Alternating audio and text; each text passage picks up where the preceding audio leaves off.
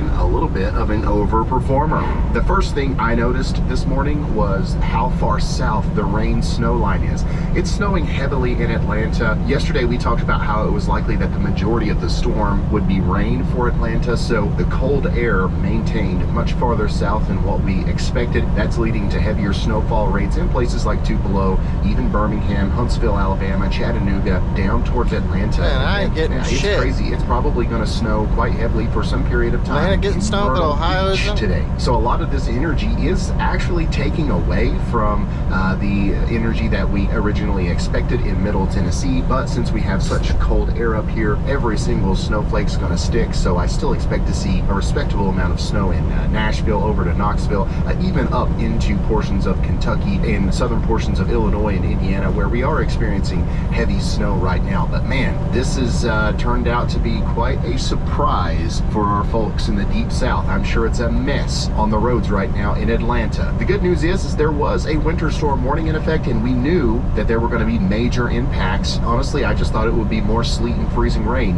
than snow. But this system is going to continue to slide off to the east, and the warm nose is going to slowly creep off to the north the farther east it goes. It's not going to be all snow the whole time in Atlanta. There will be a point where we switch over to sleet and freezing rain, but honestly, you're going to end up with a lot more snow than what we originally projected. Snow is going to continue in Memphis for a little while longer as well, so get ready for that. And then I think by the time this video goes up, the hardest hit areas will be in this general vicinity right here. It's going to be working towards Charlotte, Greensboro, Greenville, Virginia Beach tonight, and even Washington, D.C. I expect you guys are going to see some snow out of this before it's all said and done. I invite y'all to please keep sending me your snow reports over on Twitter or through email, pics@ryanhaulyall.com. This is Lucy in Germantown, Tennessee, with already about 3 to 4 y'alls of snow. We've got quite a bit of snow over here in Harrison, Arkansas as well, right at 5 or 6 inches. How about you over there in Jackson, Tennessee, already with 4, and more is definitely on the way over here. And then look at this, we don't have a measurement on top of this table, but that looks like about a foot of snow in Greenwood, Arkansas. So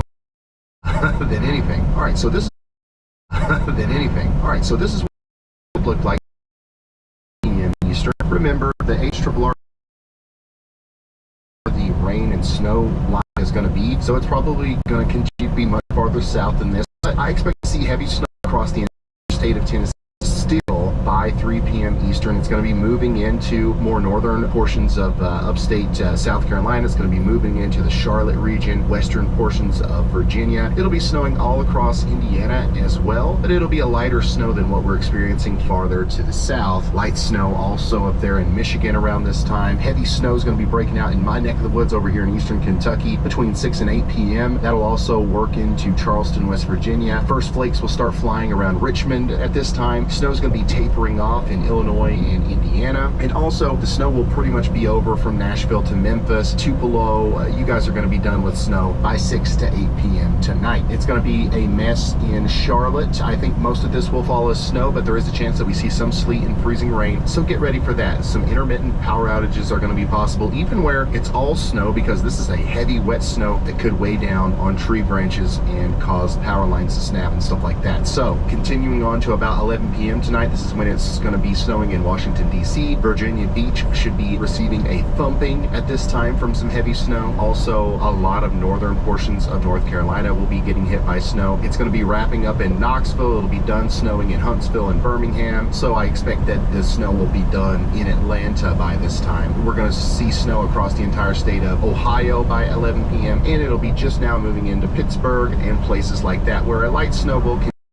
until about 5 a.m. This is when we can expect to see the heaviest snow in Maryland, portions of Delaware, southern New Jersey, but it'll be a very quick hitting snow that even tries to graze portions of Long Island, Cape Cod, and there's going to be some residual flakes up here in Maine as well. But the storm's going to be pretty much over by early in the morning on Saturday, and this is going to leave a widespread swath of 2 to 4 inches of snow with a pretty thin band of higher than that, probably 3 to 6 inches. There's going to be a couple places that see more than 6 inches of snow around Charlotte up to Virginia Beach. So so get ready for that. It's going to be a very impactful storm, especially on the roads. Make sure you're not going out if you don't have to be out. Another thing that's going to be happening during the progression of this storm that you can't really see on radar is another system's going to be kind of pouring out of Canada into the Rockies here, which is going to push even more strong winds over southern portions of California. We could expect winds up to 60 miles per hour today, where some of the big fires are still happening. And that's why we have a critical fire risk today in Southern California. This does include the greater eastern Los Angeles area, all the way down past Long Beach towards San Diego, Riverside. This is a critical fire risk, so get ready for new fires to potentially break out down here, and they're going to spread rapidly just like they did the other day with the non-stop Santa Ana winds. Outside of that, looking forward into the future, once we get our current storm out of our hair, our attention's going to switch over to this next system that's coming out of Canada into the Rockies, Intermountain West, and Central Plains. That's going to turn into a pretty decent clipper for you guys up here in the Great Lakes region, Ontario, even over into Quebec. I think that you guys are going to get a decent amount of snow out of this, and it's also going to be quite windy associated with that low pressure system and the big high pressure system that's moving in behind it. So get ready for some blowing and drifting snow, some very cold temperatures up there around the Great Lakes. Some of that snow might make it down into the Appalachian Mountains on Monday, and we are going to see a plume of heavier rain potentially impact the deep south, especially along the Gulf Coast from Louisiana over to Florida, Georgia, and South Carolina through the day on Monday. But other than that, things are quite calm in the near future. We are going to continue to see our trough dig down in the east.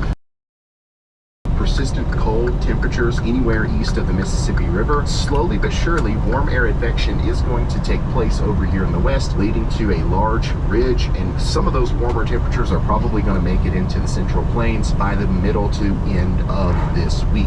But man, that cold air just doesn't want to go anywhere for us in the east. It's going to remain cold through a lot of Texas, even through Tuesday, January 14th. It's going to remain cold in the Ohio Valley especially, but notice what I'm talking about here. The farther into the future we go, there's a little bit of warming that tries to happen over here, but it just does not propagate east of the Mississippi River. We're going to be dealing with this cold for the foreseeable future. I mean, some of the models, and this is the GFS ensemble, so this is a pretty realistic view at the future here. A lot of the models are projecting another major Arctic blast that could be more intense than the one that we just saw coming through around January 20th through the 21st, which would affect most of the United States. This would likely set the stage for more major snowstorms in the south. It's going to be a very memorable winter for a lot of us over here in the central and eastern portions of the United States. And remember, some of our biggest snowstorms ever usually don't happen until February and March. So this is something that we're going to be talking about for the next couple of months. Climate Prediction Center shows that below average temperature area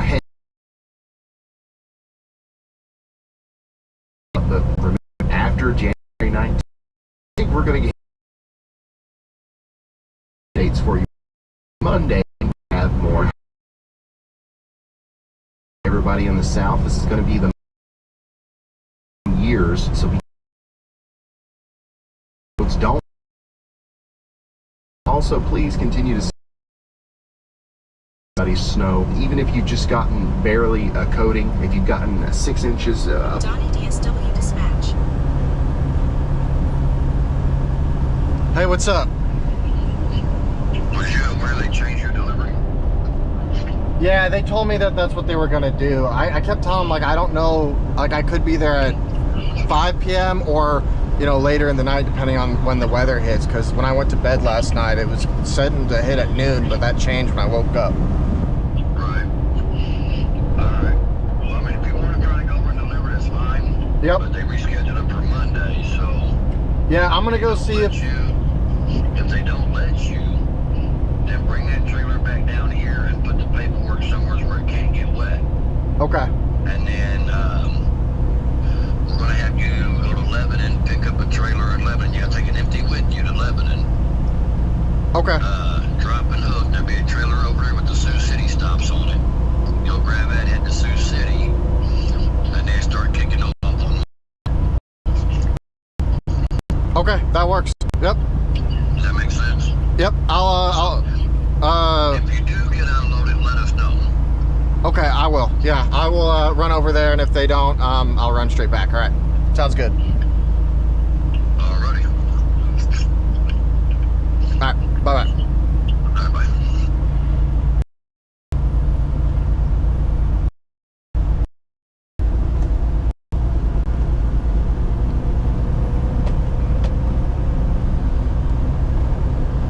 You must be getting snow out there from West Tennessee. I was just listening to Ryan Hall. You guys are getting a lot more than I'm getting.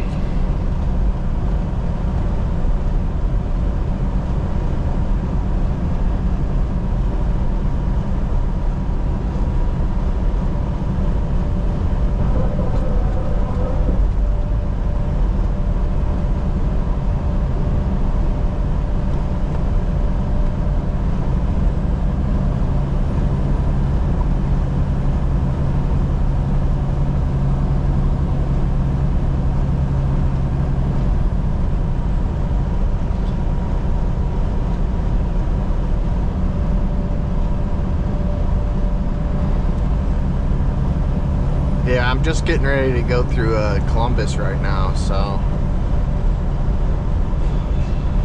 I was expected to get snow at noon earlier, but no, it's now looking maybe 3, 4. I'm headed into it.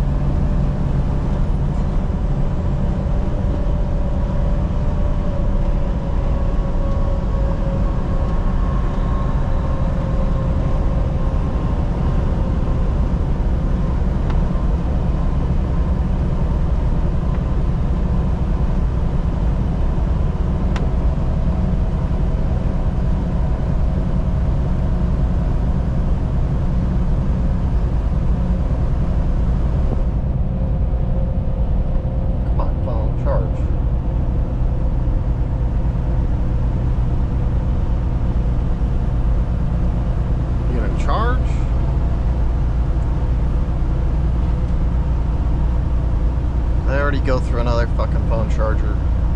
There we go.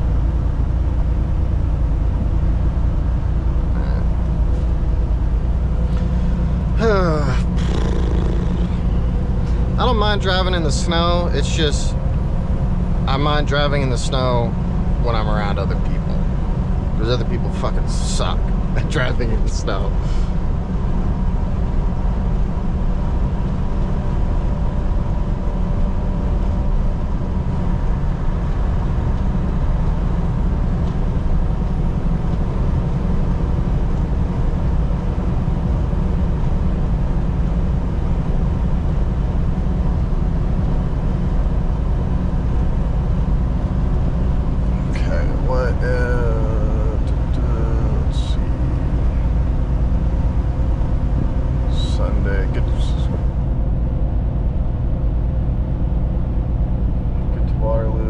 Sunday and start kicking these off on Monday. I don't know what he means kicking it off. Waterloo, Iowa, Lebanon.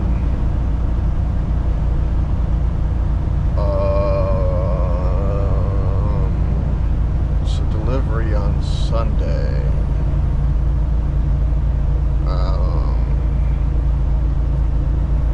It's the 10th. Lebanon. Do I even have time? I got time, I think.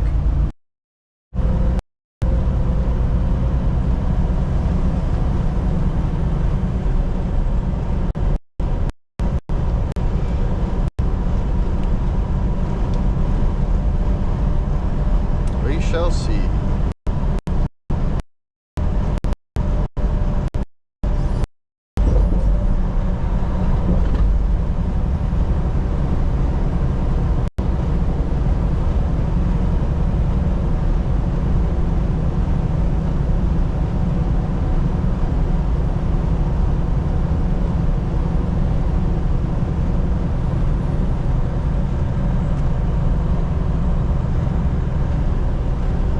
Isn't that funny? Doesn't look like a single one of them concrete trucks have moved today, but yet Chet and somebody else is just sitting up there sucking up the time clock all fucking day.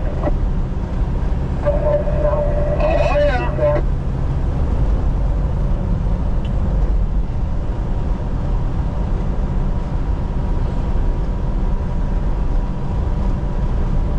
I need to get a fucking audiobook because Mark Zuckerberg on Joe Rogan. Let's see what this fucking reptile has to say. My name, Joe Rogan Podcast, my name, all day.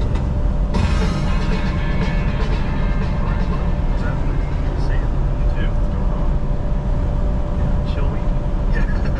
Sort of. This recent. Yeah, when it comes to bridges, the best way to do it, you just lift off the throttle. When you're going over bridges, you just lift off the throttle a little bit, coast, it'll maintain grip. Because I mean, it's 26 degrees. It's been below freezing for days and days and days out here.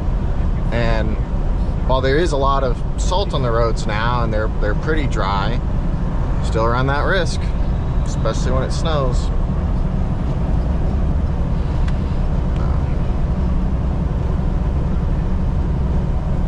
The only way to get through the weather is just to go slow. And then if there's freezing rain, don't drive. Like, you can drive in the snow. If you've got good tires and you're a little heavier, you can get through the snow no problem. Just drive slow. But the freezing rain, it doesn't matter what you are.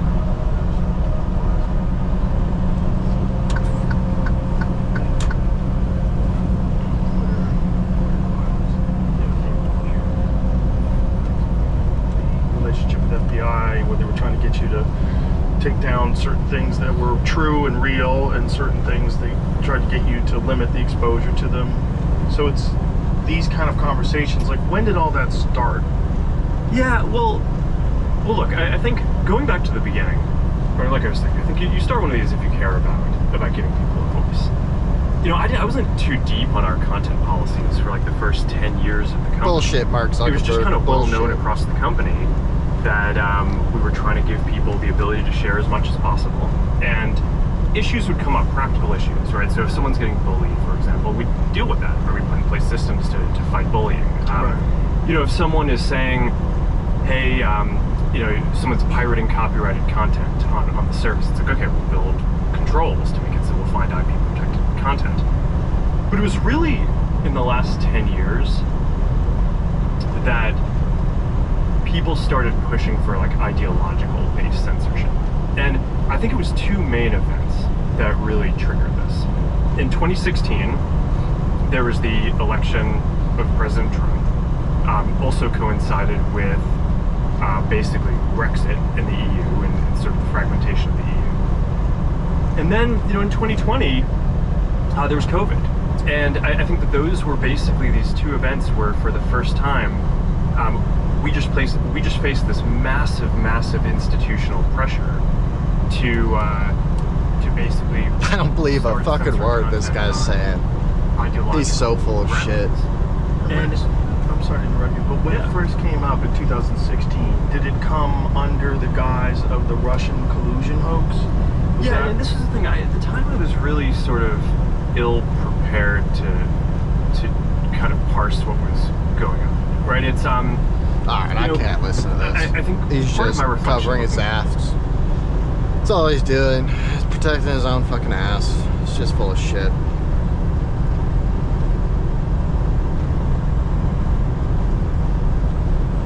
I ain't got nothing good to listen to.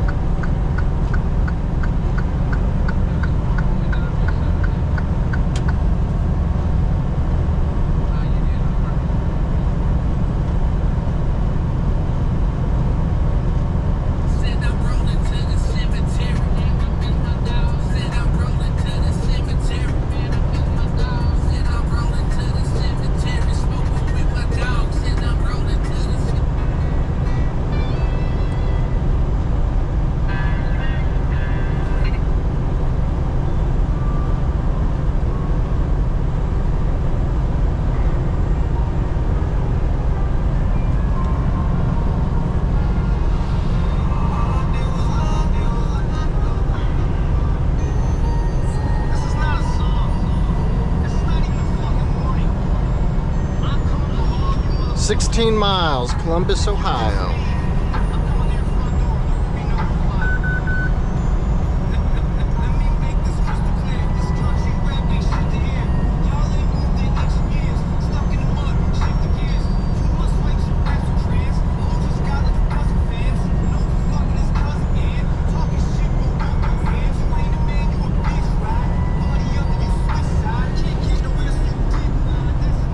It depends. Lately I've been trying to do maybe a couple hours a day, but I didn't used to do it because I didn't have like a good source of internet, because I've got it streaming directly from the GoPro right now, and the two options I have to get this camera is either I have my laptop set up next to me and I'm running it through that, which doing it that way is more stable, but you don't get, like, for whatever reason, when it's in GoPros in webcam mode, it disables the image stabilization, which is very annoying. And with OBS, the image stabilization plugin I have, it crashes it, so it's weird. And it's a pain in the ass because you got the computer over there and it's like monitoring it. It's just too distracting. That, or stream it out of the GoPro. And in order to stream it out of the GoPro, you have to have it connect to a Wi-Fi or a hotspot.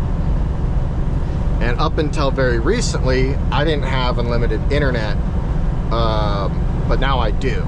So I have a Verizon business account deal. So I've got a cellular router in the back, and I get unlimited internet now. So now I can stream no problem and have this view.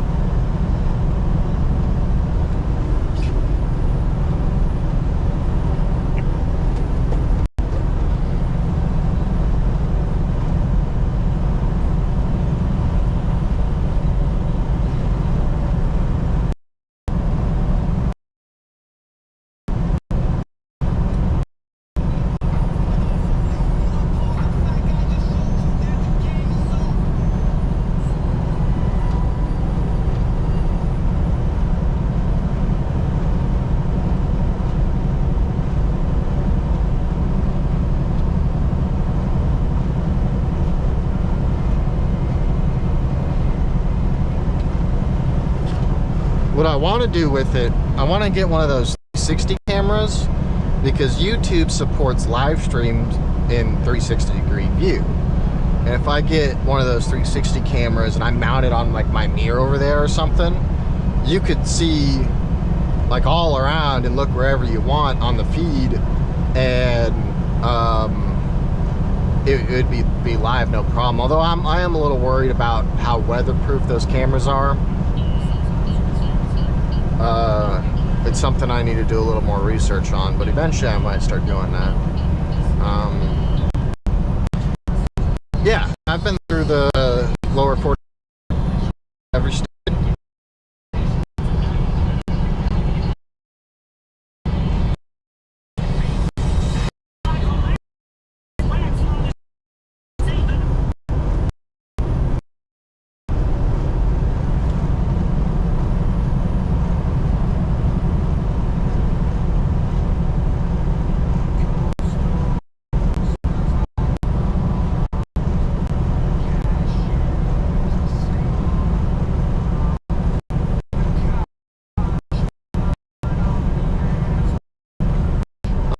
Merge feet and cool, bro.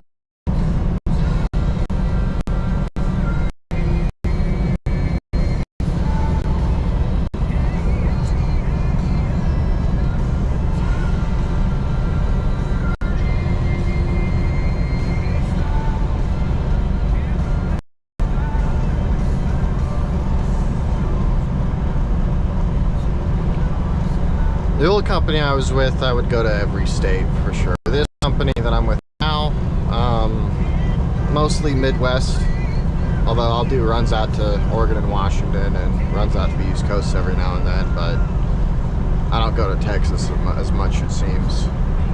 I hate Texas though. Texas sucks.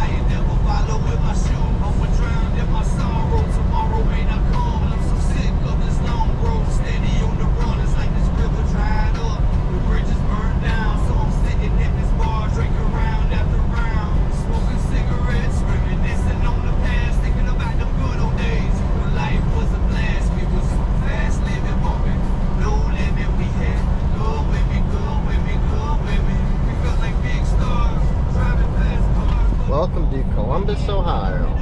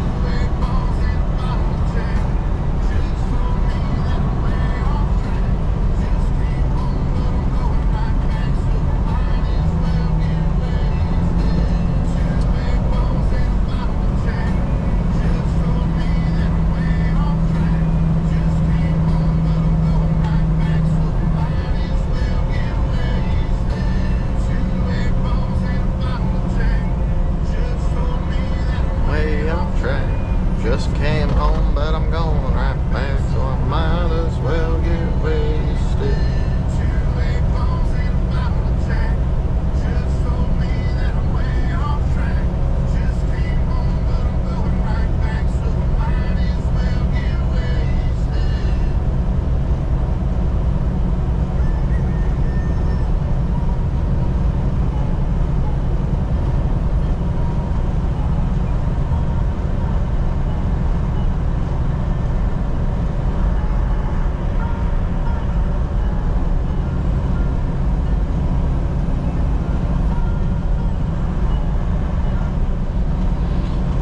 And now the clusterfuck begins.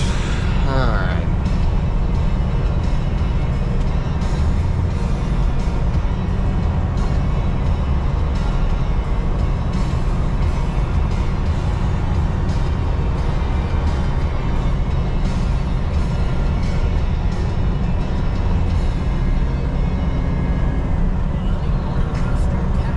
Oh, you cunt.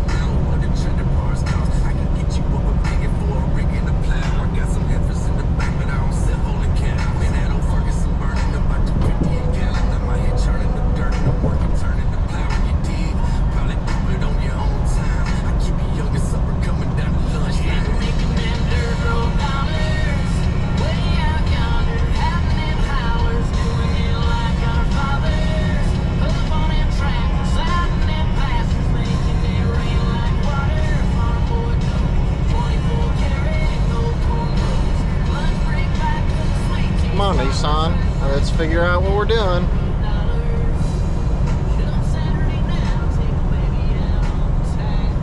You guys are just gonna cuddle each other while you're sitting right next to each other?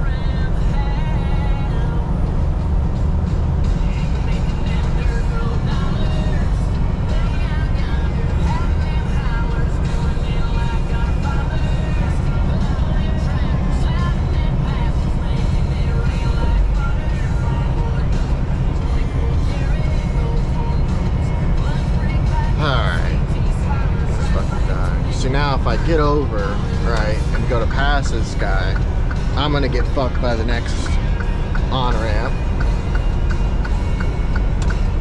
We'll see.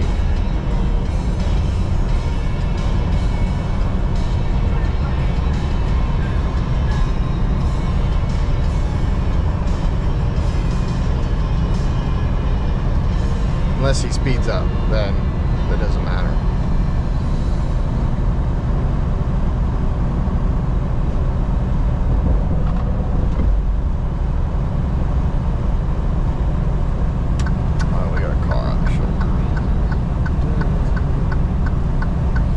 Jesus, dude.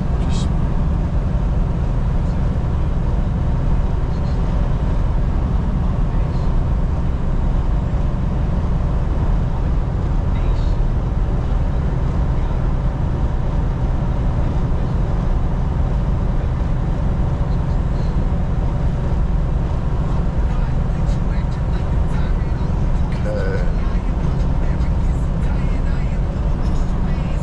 Come on, keep riding my ass.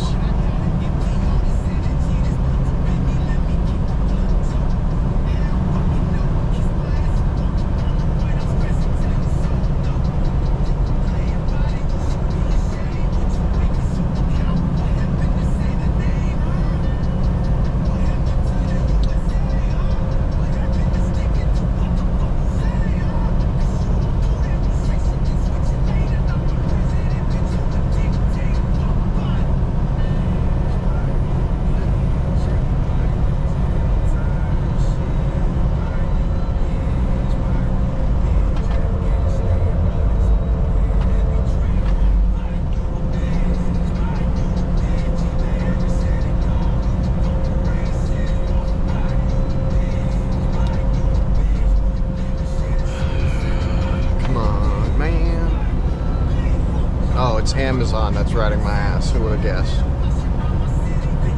Fucking typical.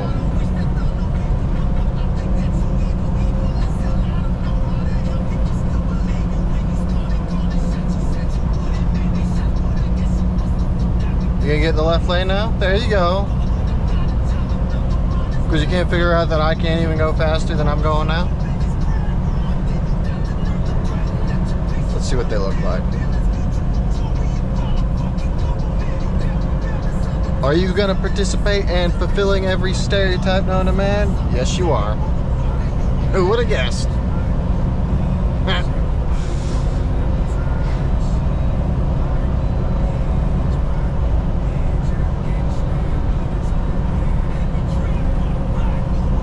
I got this fucking Jeep. Yeah.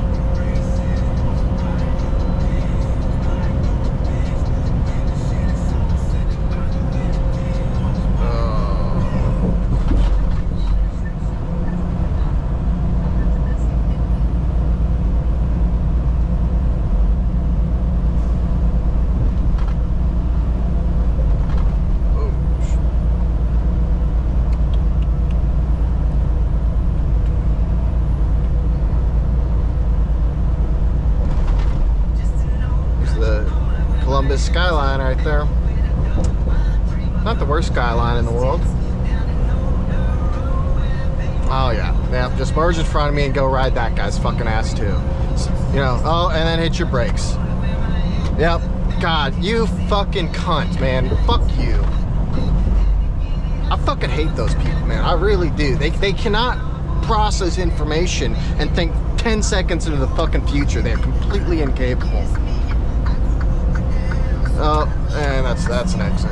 Oh my fucking god, Amazon. I hate that shit so much, man.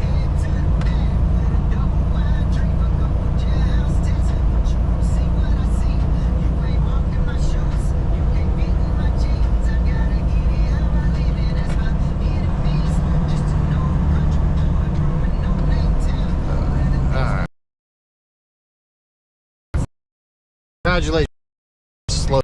All succeeded is pissing me off. Oh, and didn't my stream die? Well, we're still good. Okay.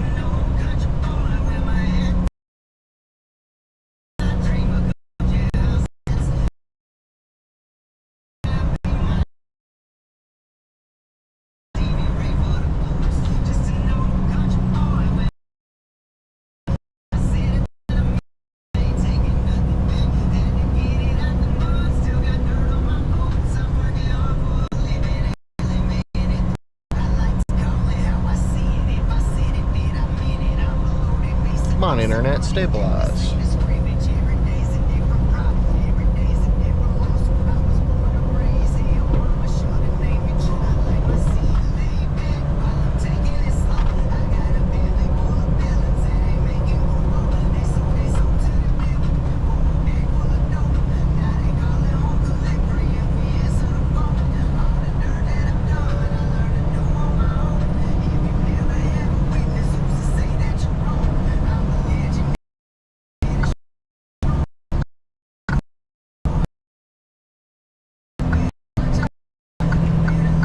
Let me open, and thank you very much.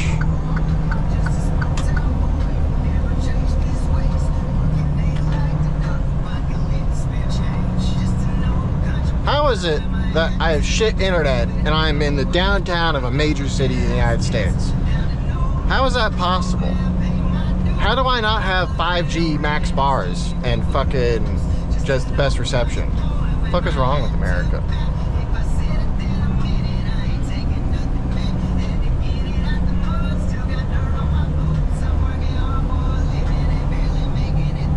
Is that a fucking Denali that has an Uber display? Oh my god, it's tight. Very, very tight.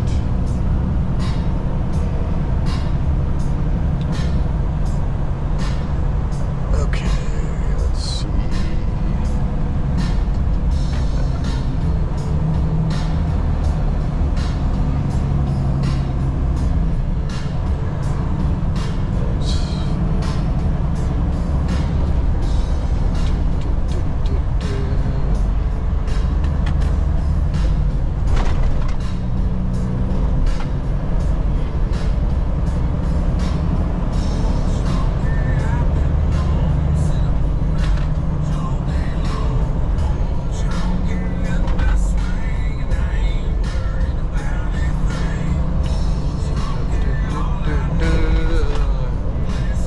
Well, everybody, that was Columbus, Ohio. Hope you enjoyed your stay.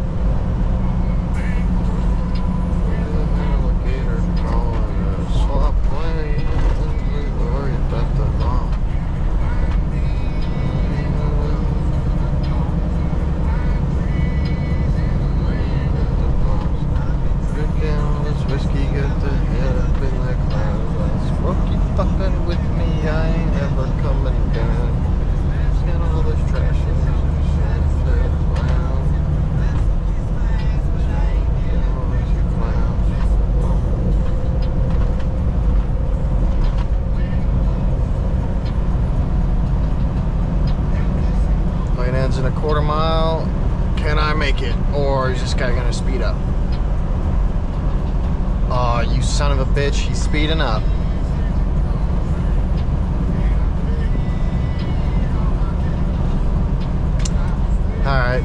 gonna yield. Gonna be a dick.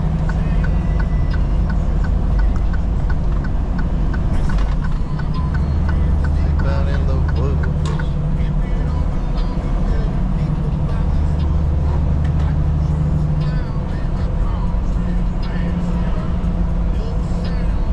Shotgun blast. Long, big and bad, 'cause Mr. Postman is gonna be your last.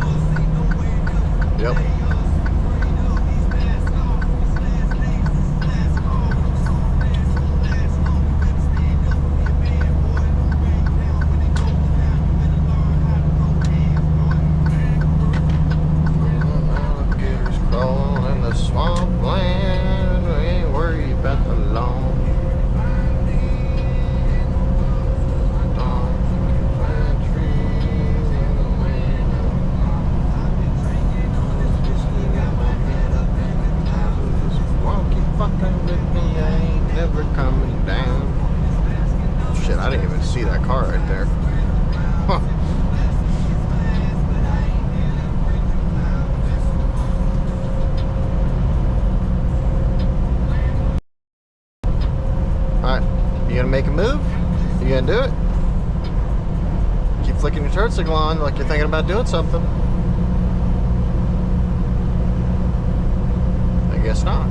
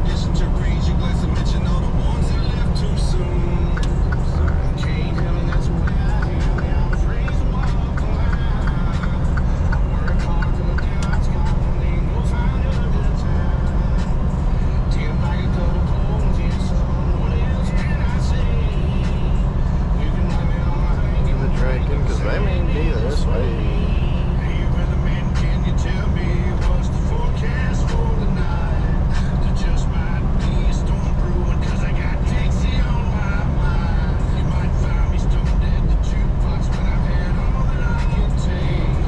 'Cause you know habits like you, girl, they're just so damn hard to break.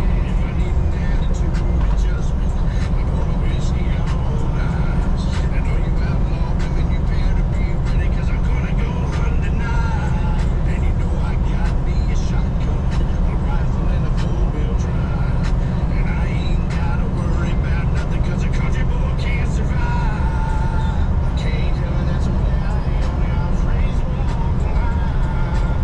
I work hard till the daylight's gone. Ain't no sign of the time. Damn like a double clothes, yeah, so what else can I say? You can let me on a hike and a drink and say make me this way.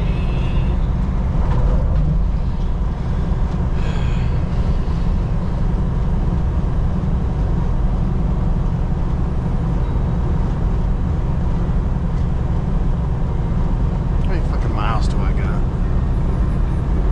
211? There's no way I've only gone 150 miles. 2 hours? Yeah? Fuck. Feels like it's been forever.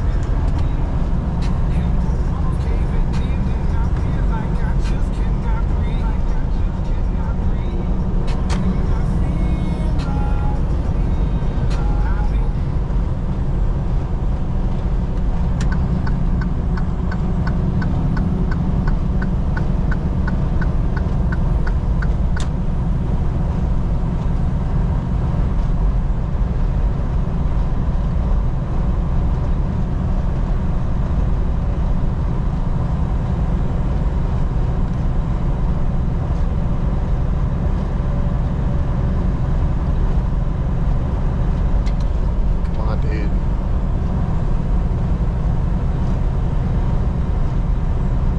Jesus, man.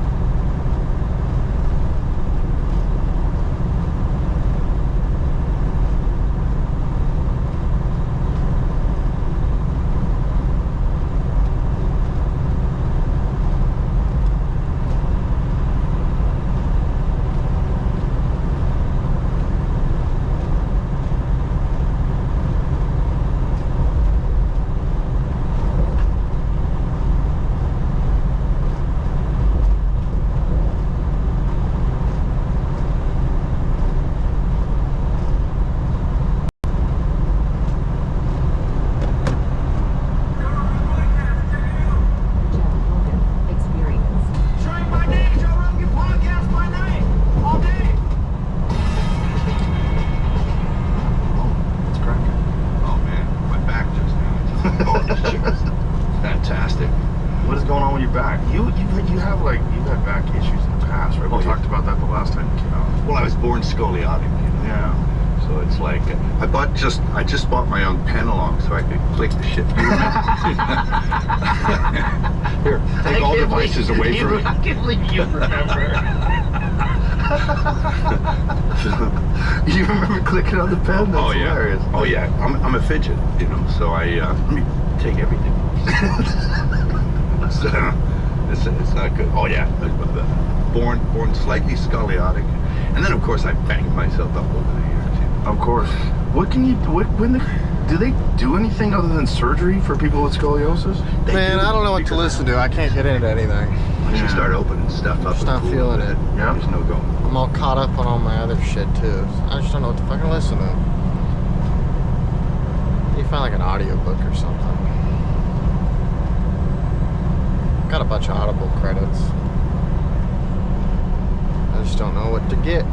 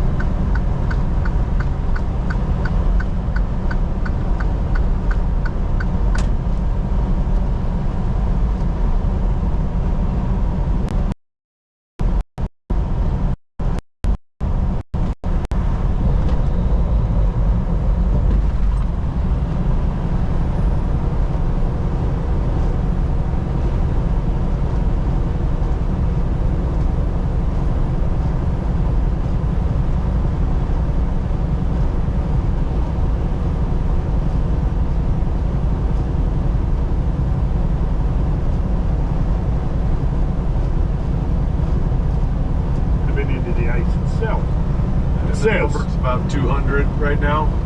Across Yeah, the globe, I think it's getting identified, right? Yeah.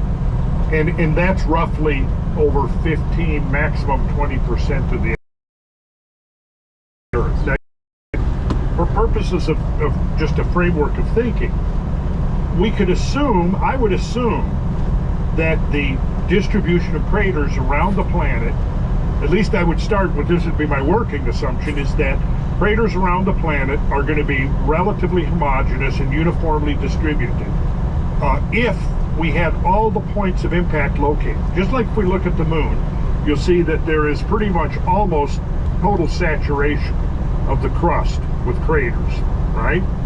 Now the moon, obviously, unlike the Earth, it preserves craters. Earth eats craters. So if there's 200 craters, let's say, and that's roughly 15% of the Earth's surface, because what is the ocean? About 70%, right? Yeah. 72%. So if we had 15% of the Earth's surface, that means 85%. Now that could include the oceans, Antarctic ice sheet, Greenland ice sheet, uninhabited areas of the world, of the planet, astroblemes, which aren't necessarily craters. You know, Chicxulub in the Yucatan Peninsula is an astrobleme, but you don't really, it's not an obvious crater like, you know, the crater at Winslow, Arizona. You know which one I'm talking about, Chuck? I do exactly know. Yeah, because you've been down there. It's pretty, yeah, I have. It's pretty obvious now, just looking at that one. Just looking at that one, yeah. But yeah, they're all not the same. And as we learn how to look and how to see, our techniques are better, right? To spot them, we find more and more. We find more and more, and the more we get the ability to peer under the surface, we're seeing things. But so the point I guess I'm trying to make is, if you know Brad's number, we're getting very close. I think in round numbers, it's probably safe to just use that number of 200. Well, so then we have to go 100 divide by, say, 15, or if we want to be conservative, we'll say that 20% of the Earth's surface has been surveyed to the extent that we would see. So we could multiply that by 5 and we get 1,000 to 1,200 impacts that could have left craters or, you know, into the ocean, which of course would have then created tsunamis, or into areas that are now under ice sheets, or that we don't see because they're under rainforest or whatever. I mean, because if you look at the craters, the distribution of craters, obviously even on land, they're not uniformly distributed. Obviously, there's a direct connection between the density of population of an area and the fact of craters being discovered in it. Right? And then, of course, also, you're going to see anywhere where you've got exposure of the land surface, like in desert areas, you're going to be more prone to finding them, where there's probably a lot more of them hiding under rainforests and boreal forests and all of this kind of stuff, so they're not as obvious. When where I grew up, we had in the neighbors' fields, there was an area there that the grass always grew a different color, and it was circular. And that was from an impact in the 1800s or so. It was a small impact, but when I grew up, it was well known. It was reported in the area, and they did try to dig up whatever was impacted. I was told that, you know, at the time they took it into General Electric to have metallurgists look at it, but I'm not sure what they found or if they found. But guaranteed, as the years went by, and even now, you could tell when I was a child. This isn't very long ago, right? I mean, that's a matter of opinion. But in the last 60 years, it went from, or last 100 years, you could see it, and then it would change. It was not as much of a depression, not as much. Now there's trees on it. Yeah. Now, if I didn't know where it was, there was no way on this earth anybody would know. That's where that impact was, and that was in such a short period of time, less than a lifetime. Yeah. So that Like you said, it's been eaten or digested. It's exactly Yes. Earth has swallowed it up. Yeah. Invisible. So let me finish this. There's a little bit more of interest here. So it says airbursts come with shock waves and heat, but don't make craters. So there's scant proof of the explosions in the geological record. The two other known ancient events date to about 450,000 years ago. I have to look up and see what those are. So cosmochemist Matthias van Ginneken of the University of Kent in England and his colleagues chemically analyzed 116 rocks, each about the width of a human hair, dominated by olivine and spinal materials that you were just talking about with Brad before we started. Would you like to go ahead and tell us what is the spinal material? The spinels. Spinel, thank you. Spinal material is what's in my backbone, right? Yeah, exactly. Achy thing. That's that achy thing at the bottom. Well, you're getting the weather a little sooner than I am. Let's see where it's at. And you'll see these minerals as gems. Let's see. You'll see. Apparently it's snowing right now, but it's not. According to the weather, it says I'm in snow. But oh, I'm about to get it. Yep. It's about to start coming down. Let's see. What's the 12 hour? It's a, when I can tell you how you can get there. This is the interesting part of this, is that it's you have, yeah, it's supposed to be snowing right now. That's what it says. Integration of minerals, but there ain't a thing. Something you start out with, it's a certain amount of ingredients, and then under pressure, different pressure, temperature, condition, you get different, right? You get different. I don't know. All of it will drop on solution first. We'll find out. And what was going through my mind when I read this too, I thought, it's, how do you form? It takes a long time. It takes time to. Yeah, I'm west of Columbus, east of Springfield. Spinels are seeing all of these. First 18 lines, where'd that come from? Because I don't know that there is heat and pressure in the airburst. I'm not well versed enough to know. So you said it didn't come in with it, and it's just fragments of something that came in with with the airburst, I went through it. I'm not quite sure that it's. They do think it interacted, and that's on the with the So it says dominated by olivine and spinel minerals. The rock's chemical composition is consistent with an asteroid. And I have here the spinel is a hard, variously colored mineral with the composition magnesium, aluminum, and oxygen, having usually octahedral crystals. Okay, that's interesting to know. I really like octagons. Brad can confirm that. And occurring in igneous and metamorphic carbonate rocks. Okay. The red variety is valued as a gem and sometimes confused with a ruby. Also, it's any of a group of minerals that are oxides of magnesium, iron, zinc, manganese, or aluminum. So there we go. So it's an oxide of manganese and aluminum. So yeah, you see what I mean? What it is. So basically, then the spinel minerals and olivine, it says here, are associated with asteroids. What's more, the rocks appear to be multiple pieces fused together, indicating that they formed in a dense cloud of material. I should probably go to the original article in Earth and Planetary Science Letters for the details, because that's all it says. Thanks, man. But so let's see. Yeah, you'll see me on Typical every now and then for identifying streaming. I've been trying to get about an hour, a couple hours a day. crystal, not a platinum group metal, which we talked about lots of. Yeah, I think I can vary.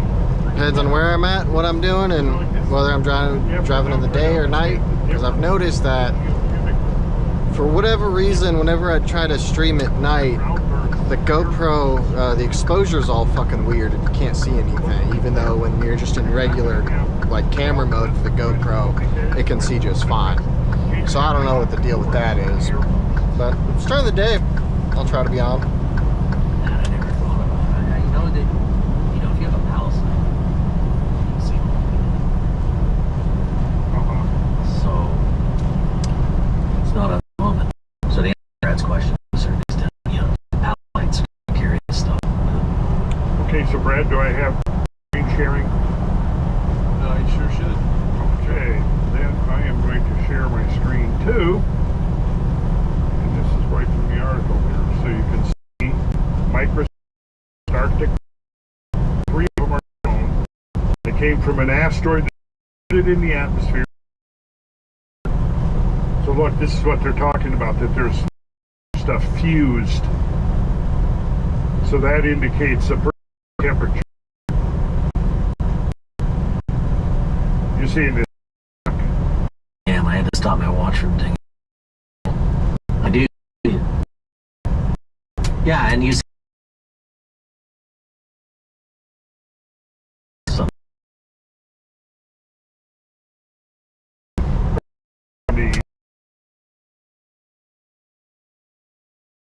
this pattern. I don't know what that is. like there's generalization, but I can't say for sure. Why am I? Oh, we brought you under. I might have died. Or hours. So micron, Come on, don't die on me. It's really small. smaller than the width of a hair, they say. It's astonishing they can find. Yes. But it's in the layers of ice. That's the thing. That's the Earth. So layers back. They can estimate 0.5 Lab. is very to 2.6. It's like basically 1,000%. In other words, that's very like now. That's what I'm getting. Very close, which is dated at somewhat less than 2.6 minutes. However, if the case is that impacts are not randomly distributed in time, we were just talking about impacts being randomly distributed Before I answer your question, I'm gonna wait till my internet kind of stabilizes, which looks like it has. But I've been driving for 4 years, so not that long. I think a lot of the early criticisms of, although with most people, I mean, I think the industry standard is upwards of a 90% turnover rate within the first year of someone getting their CDL, where they either leave their company within the first year, or they drop out of the industry altogether, and that's 90%, something like that. I don't know if it's changed in the past couple of years, but I think a couple of years ago that was what that statistic is. Oh, well, it couldn't have been an impact because it would have been all at once. No, guys, no. It doesn't work like that. All the evidence points to the fact that there may be bombardment episodes, and that the rate of bombardment is not uniform. So it's just, you could have, in my picture of this, the bomb, let's say, massive stations, it's a lot more common, and that doesn't rule out impacts that they cause. Because one thing, we know that there's going to be feedback. We already know just from the that there were feedbacks that affected the climate for several years, of massive destruction of ozone from the Tunguska, which was just what, a 50-meter object that came in, right? Right. So imagine what a flurry of Tunguska, like Tunguska was associated with comet heat, which there's a high degree of probability that it was, or the progenitor comet is a prominent cometary body within the Torrid meteor. The Torrid meteor stream The flurries are starting to come down, it looks like. So it begins. Which is just after the perihelion passing of the stream coming from around the sun. And it peaks right around the end of June, early July, right? That's exactly when the Tunguska event occurred. So the timing of the Tunguska event was consistent. Still very, very light, so not a big deal quite yet. That time of day was consistent, the time of year was consistent, and the radiant point in space was very close to the beta torus. So in other words, its entry into the atmosphere is pretty much where a Torrid meteor would have been. So you've got the radiant point in space, and you've got the timing. Does not prove that was, a member of the Torrid family, and therefore related to Comet 8. But it creates a strong circumstantial case that that's okay. I'm of the belief that these asteroids, anything, they don't ride friends. Oh, that's a lot of cops. What the fuck? It's like 6 units right there. Holy shit. For fucking what? It's really more butter. It's not prolific. Wow. Alright. Now it's starting to get a little bigger.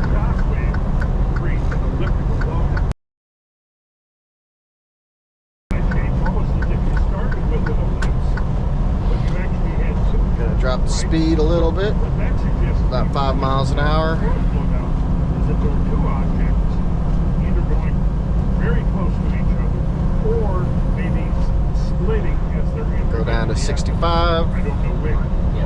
And in a moment I'll probably drop down to 60. Level of the atmosphere about 5 to 8 miles up. At that point, separated into two separate objects that sort of blew up independently. Because it's not really sticking to the surface of the road. Particularly the audio. A lot of people reported like 2 explosions, even 3 explosions. But my point was that it had enormous consequences for the ozone layer, right? So then you got to ask, well, now of course, then what happens when you reduce the ozone layers? You increase galactic ray bombardment. That has a whole set of potential consequences and features.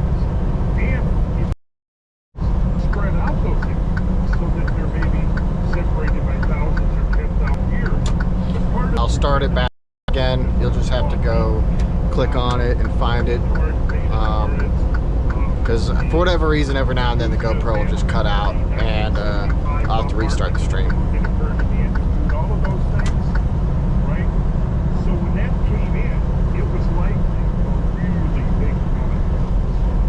Now, I think that it comes in as most of the estimates are that it would have been between 20 and 30,000 years that I've seen, which to me implies that it was probably somewhere in the middle of that, around 25 or 26,000 years ago.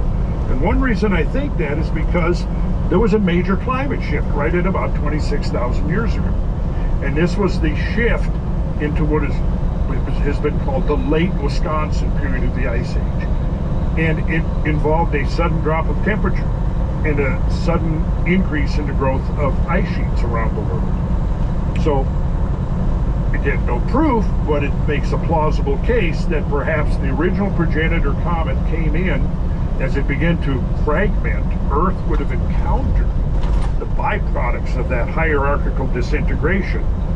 And it could have, it could have a signal that lasted for several thousands of years.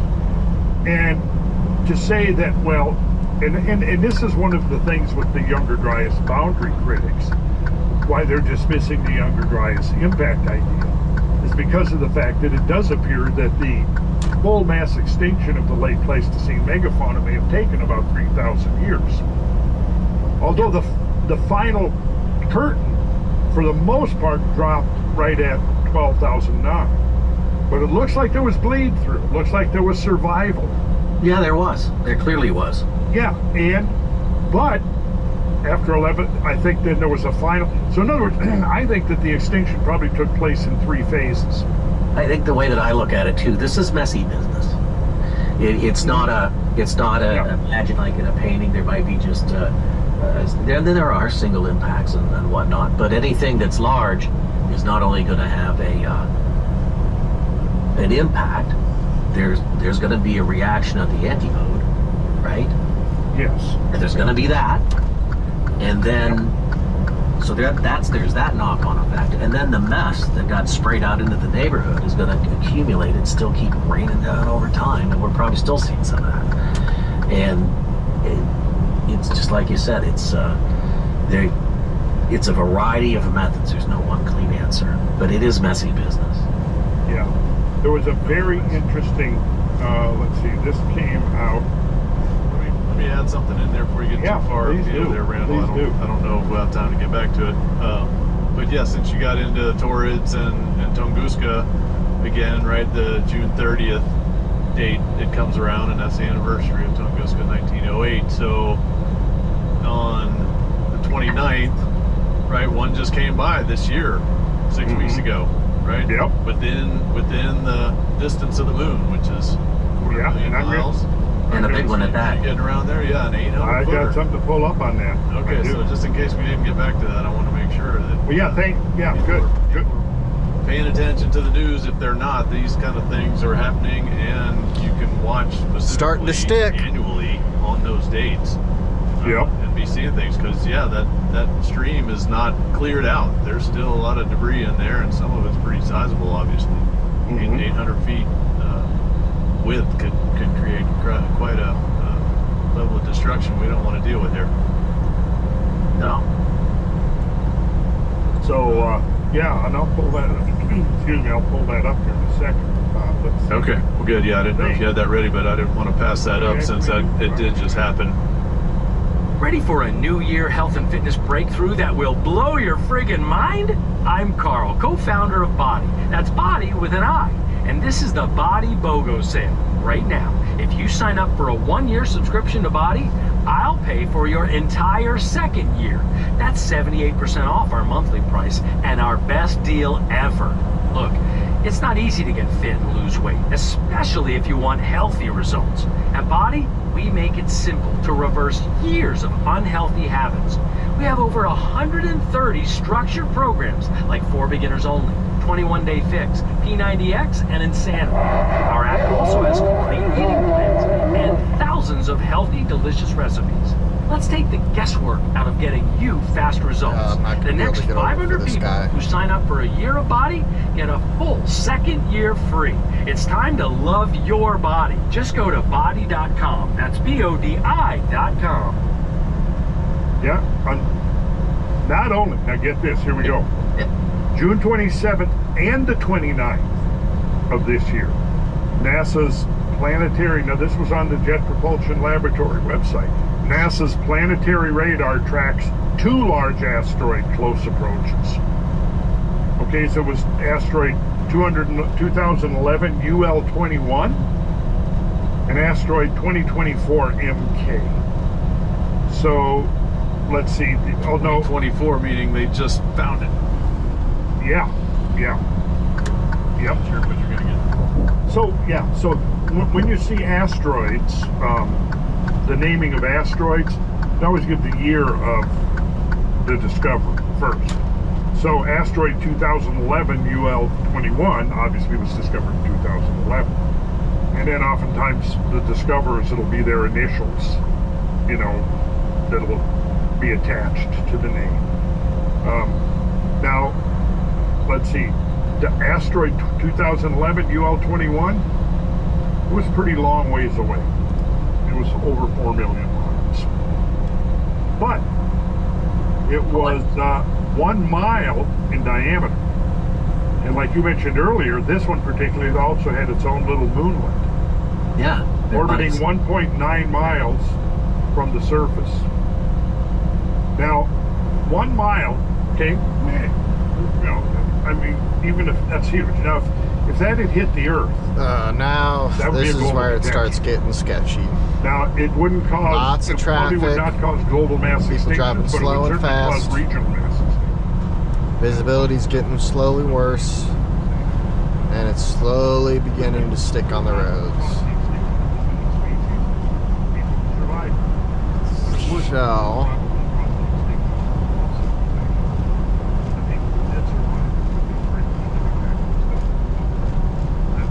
I want to get past this guy, get over, and then slow the fuck down.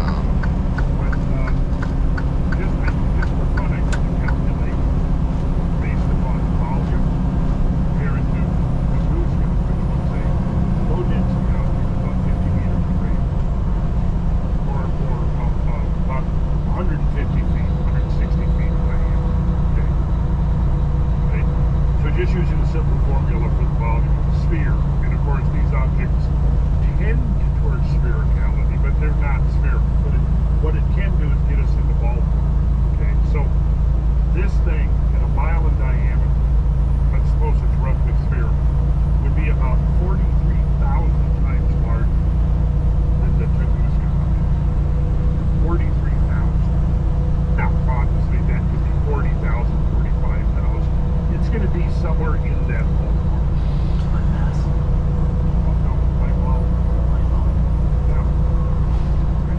In my opinion, major interstates like this are the worst places to be driving in this kind of weather as it gets worse and worse, just because there's just too many people on the road.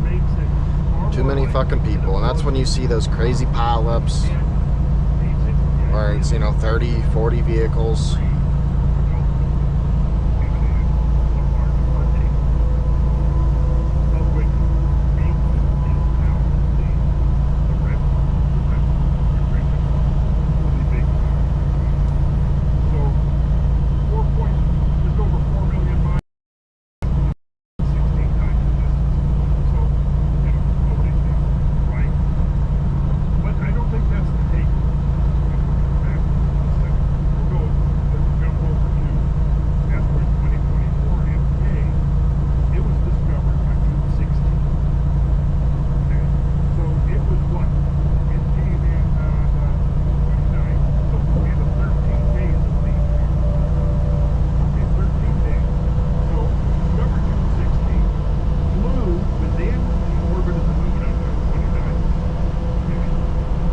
I don't know if you were able to see it. You might see it off this guy next to me, but that guy in the left lane that's hauling ass, with a lot of water coming up off his wheels.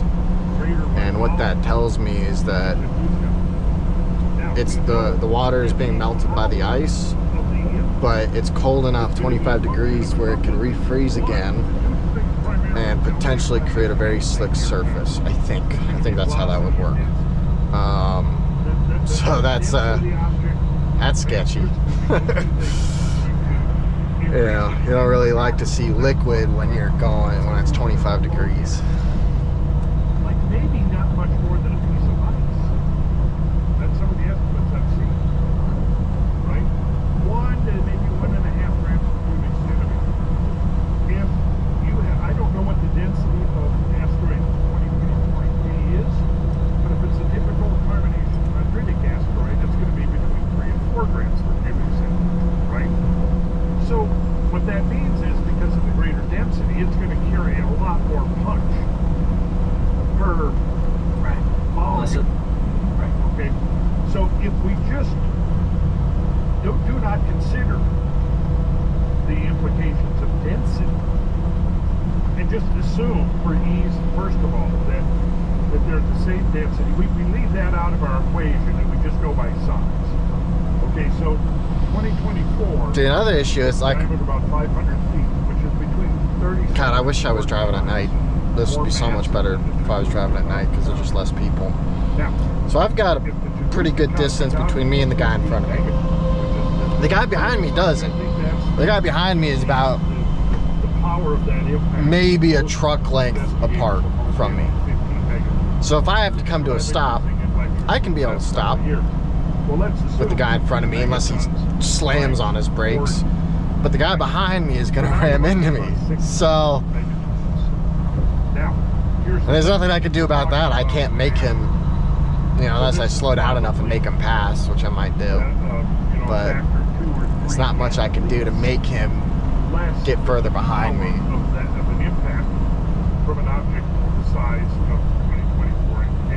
Because they like, I'd say about maybe quarter mile of visibility, maybe a little less than that. No, not a quarter mile. Yeah, a little less. There could be an accident up ahead. All those trucks come to a stop, and a lot of these trucks will not be able to stop. They're going too fast, they're following too close. This is primarily, I think, not have to pull some stuff up here on this, but I think it's primarily. It just makes it problematic, I'm just looking about how this will play out that they're able to, in the event of an accident. Engineer kind of realize that it was a lower density object. Because see, think about this: if it was a smaller but denser object, like a lot of might have made it. Yeah, might have made it. Probably would have made it. Oh, and we got brake lights. Right now I'm in I think it's a 2018 Cascadia. I hate the way these Cascadias look. I think they're probably the ugliest truck on the road. But it drives pretty nice. It's got some nice features to it. It's better than the T680 that I had. That T680 was rough. I mean, it didn't drive terribly, but it was a 2017 model. It had one fucking 12-volt outlet up front, which, as you see, I got a splitter. I got all sorts of shit going on.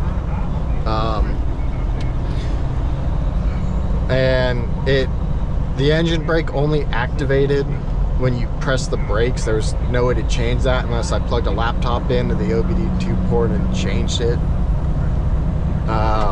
This right now I've got it in manual mode, because when it's an automatic, the moment you engage your engine brake, it downshifts immediately, and I find that very frustrating because I'm using the engine brake to control my speed, and I don't need it constantly shifting between gears, which puts more wear and tear on the system than it needs to. And so I'll have it, I'll stick in 11th gear right now, and if I lift my foot off throttle, the engine brake will engage, it'll stay the same gear. When I put my foot back on the throttle, clutch is already engaged, smooth transition. It's a very frustrating feature about most trucks these days, because even the Volvos that I've had, They did the same thing. The moment like you have your engine brake engaged, it fucking downshifts you right away. And there's very few situations where you need that immediate downshift, only when you're emergency stopping.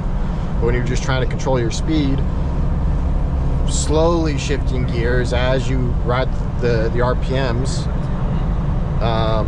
is a better way to go, and they're just not programmed to do that.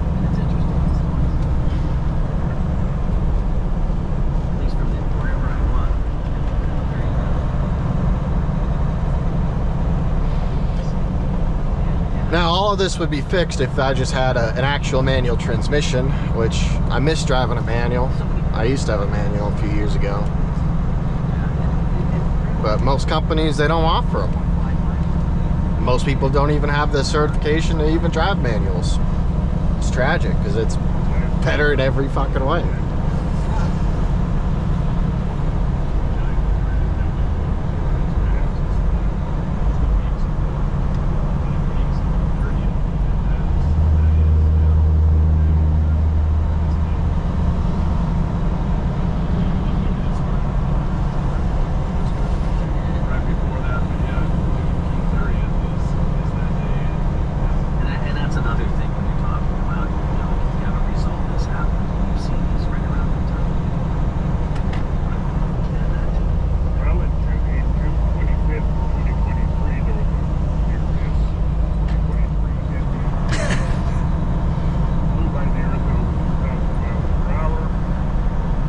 Well, with regular cars, you don't really see this problem. The transmission in regular cars are, the automatic transmissions in regular cars are different than the ones in semi-trucks. The first automatic semi-trucks were dual clutch transmissions, like you would find in, you know, a high performance car or a luxury car, you know, BMW or, you know, Ferrari or things like that. Same type of transmission.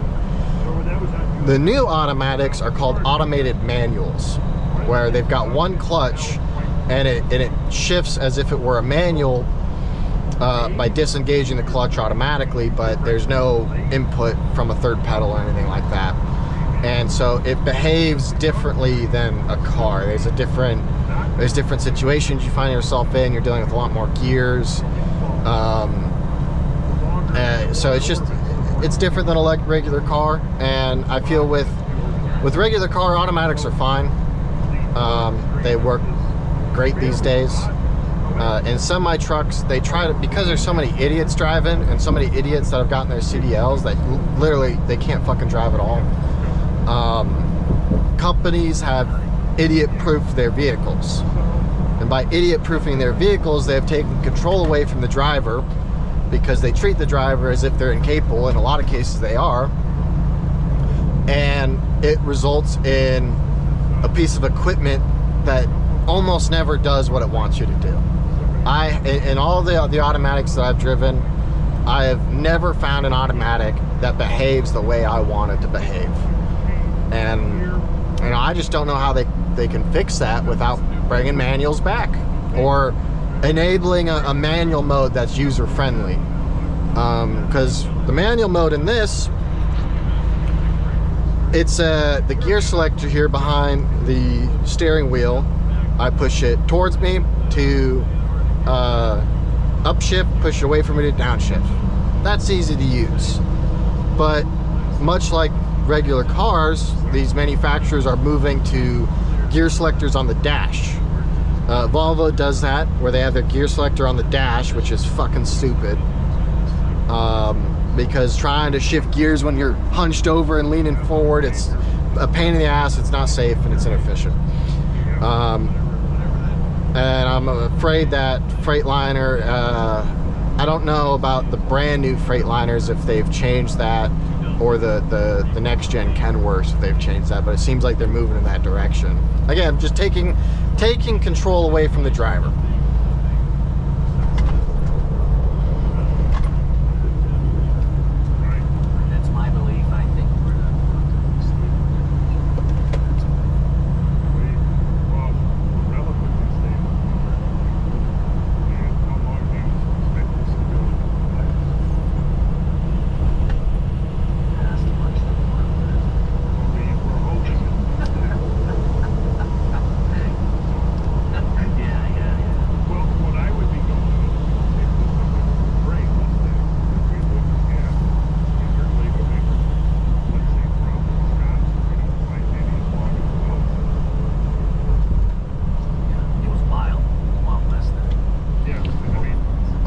this is where, now it's getting even sketchier. We've got slow moving traffic. Everyone's all bunched together. And the visibility's getting worse and worse. Slowly, but it's doing it. For sure. People need to know.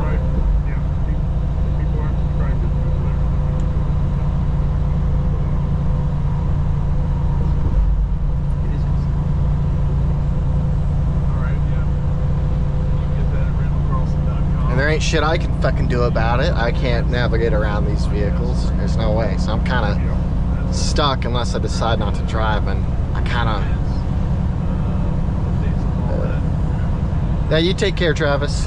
You have a good one.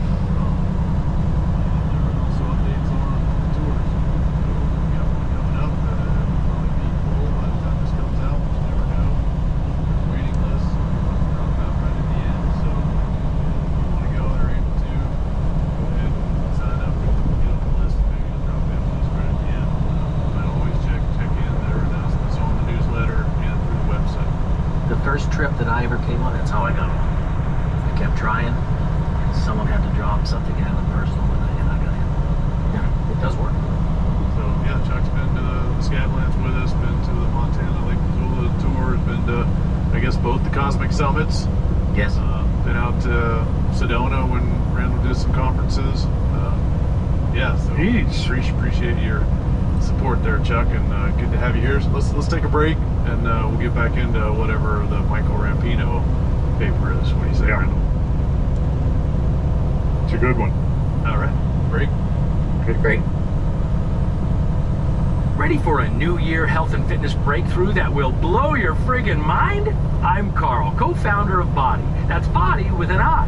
And this is the Body BOGO sale right now. If you sign up for a 1-year subscription to Body, I'll pay for your entire second year. That's 78% off our monthly price and our best deal ever. Look, it's not easy to get fit and lose weight, especially if you want healthy results. At Body, we make it simple to reverse years of unhealthy habits. We have over 130 structured programs like 4 Beginners Only, 21-Day Fix, P90X, and Insanity.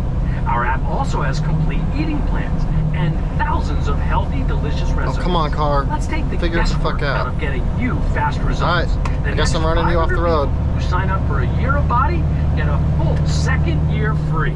It's time to love your body. Just go to body.com. That's BODI.com.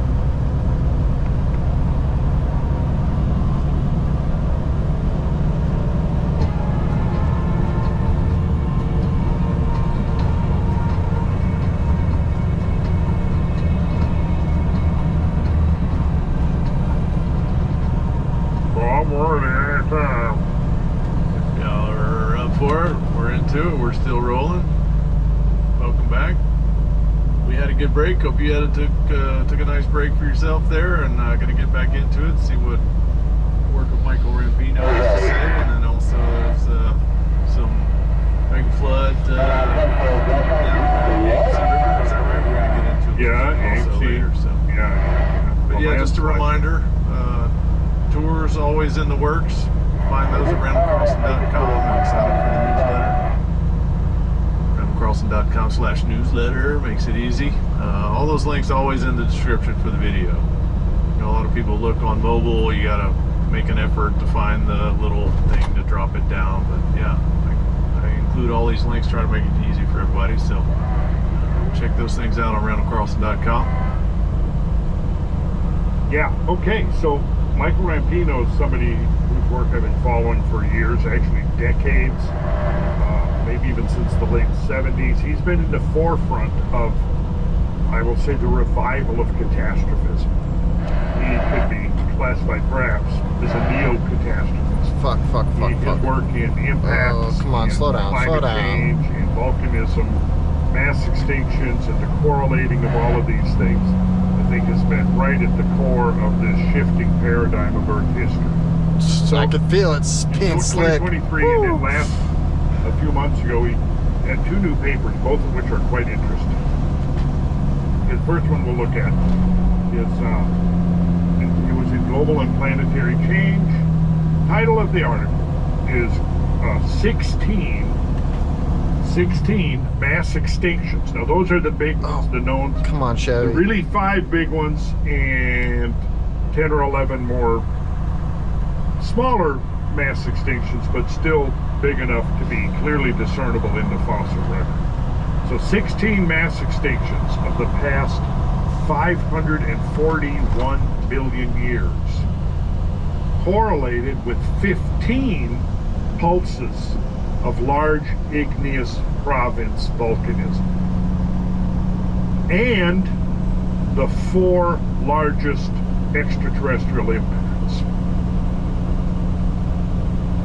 So in his abstract, he says, we find that large igneous province, or LIP, right, large igneous province, LIP, volcanism, mostly continental flood basalts, and that's abbreviated CFBs. CFBs, Chuck, are continental flood basalts. You earlier mentioned the Siberian traps. I did. That would be a CFB. Well, Deccan traps I was talking about. Too. Oh, you were talking about the Deccan traps. I was talking that about too would be a CFB. Yep. Okay. So CFB is continental flood basalts, and LIPs are large igneous provinces. Okay. So along with, so we find that large igneous provinces, mostly continental flood basalts, along with the largest extraterrestrial impacts, show significant correlations with mass extinction events in the Phanerozoic geological record. And I think that this is going to be the trend that continues as we learn more and we refine our dating. We're going to discover that all of these kinds of events are intricately interconnected. And like you said earlier, it's not a simple straight line connection. Right. It's a complicated connection, but they're still connected. The fact that it's not a simplistic straight line connection doesn't mean they're not connected. The ages of the 6 major marine mass extinctions, with more than 40% extinction of genera of the last 541 million years, is the end Ordovician. That was one of the geological periods, the Ordovician. And this one was centered right around approximately 444 million years ago. Easy enough to remember, 444 million years ago. This was followed by the late Devonian, which is clearly a multiple impulse event.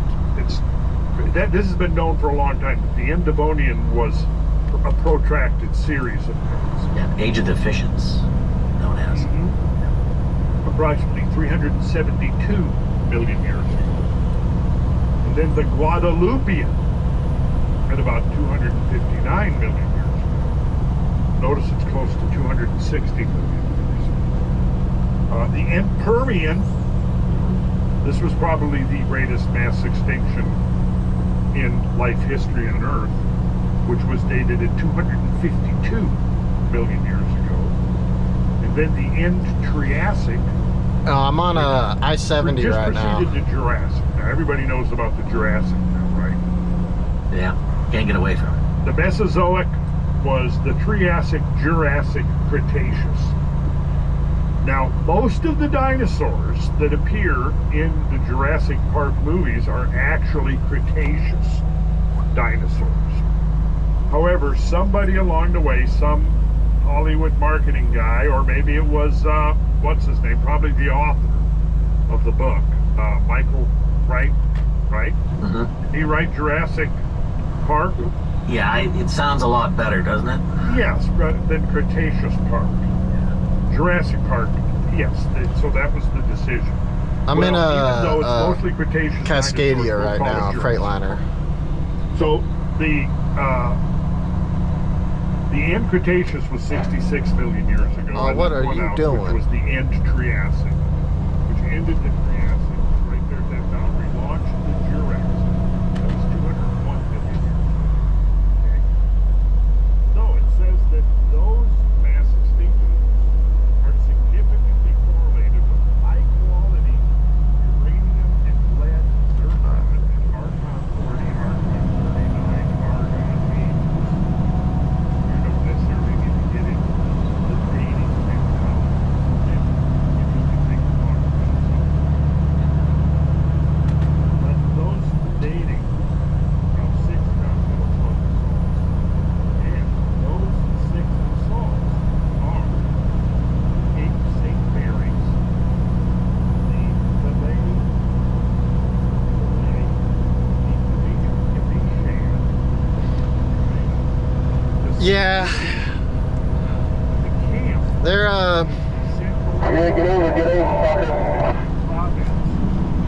They're not too terrible right now. There's just too much traffic for my liking.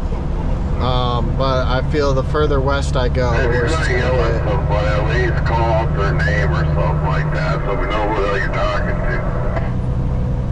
Furthermore, Sorry about that, man. 6 minor extinction events, which are called 15 and 25% of the region. Okay, so that would constitute a minor extinction. Let's say what's more extinction is rather than more than 40%, which is now on the and so that one of those happened to 94 million. West of Indianapolis, which right now I'm gonna see if I can deliver today because the broker was being a bitch. They could not understand the concept of I don't know when I'm gonna get there. They couldn't fathom that idea because of the winter storm, and they rescheduled me to Monday. And if I can't deliver today, I'm just gonna go back to the yard and drop this trailer off, let someone else deliver it, go pick up an empty and go pick up another load. But it depends on how long I stream. Sometimes just for a couple hours, sometimes longer. You know, it depends on what I'm doing.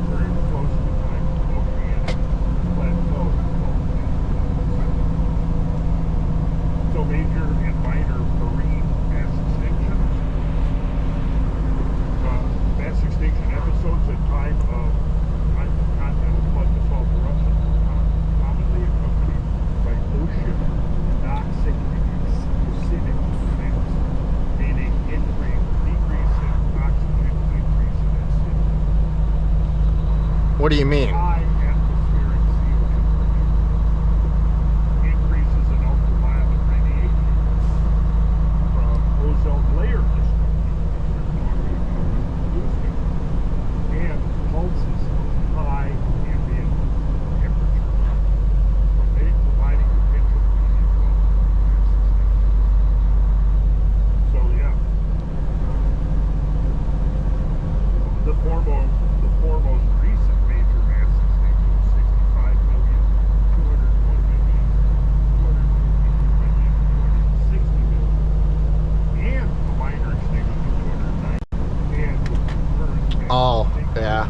non-marine vertebrates indicate global scale volcanogenic environmental crises, land and in the sea. There we have it.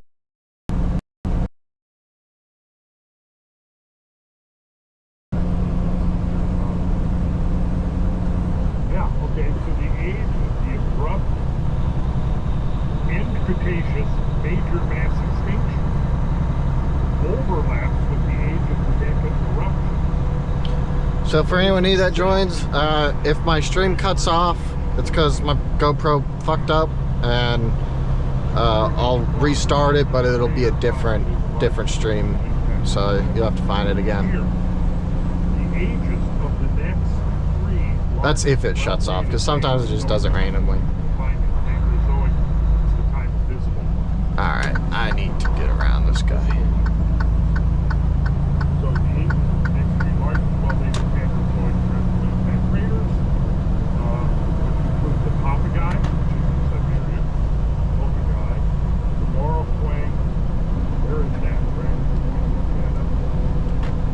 M-O-R-O-K, W-E-N-G, and the Manitowoc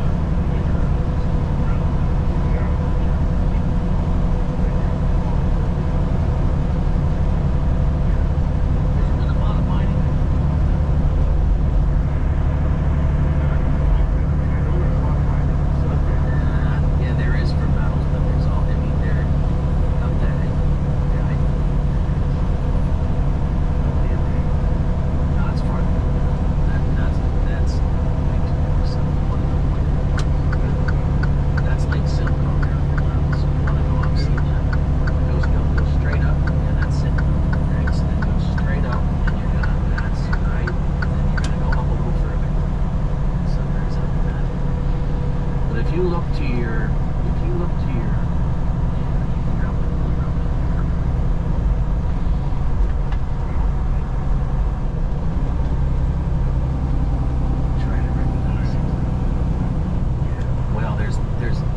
Oh, somebody already spun out on the other side there. But I think there's plenty of evidence. There they go. It looks like state police just showed up. Good job, car. Oh, and you fucked your bumper up. You know, this is really interesting. Oh, now that whole traffic is gonna be fucked because they're all gonna get over. Oh man. What was that? That sucks. Right hand lane is 28. Got a car up against the center cable. It sounds funny. Same thing with things called just straight naked lines. Now it's not just straight lines. These things here. Eastbound, you got a crash vehicle just a little bit after 27 on the left-hand shoulder. Everyone's merged to the right.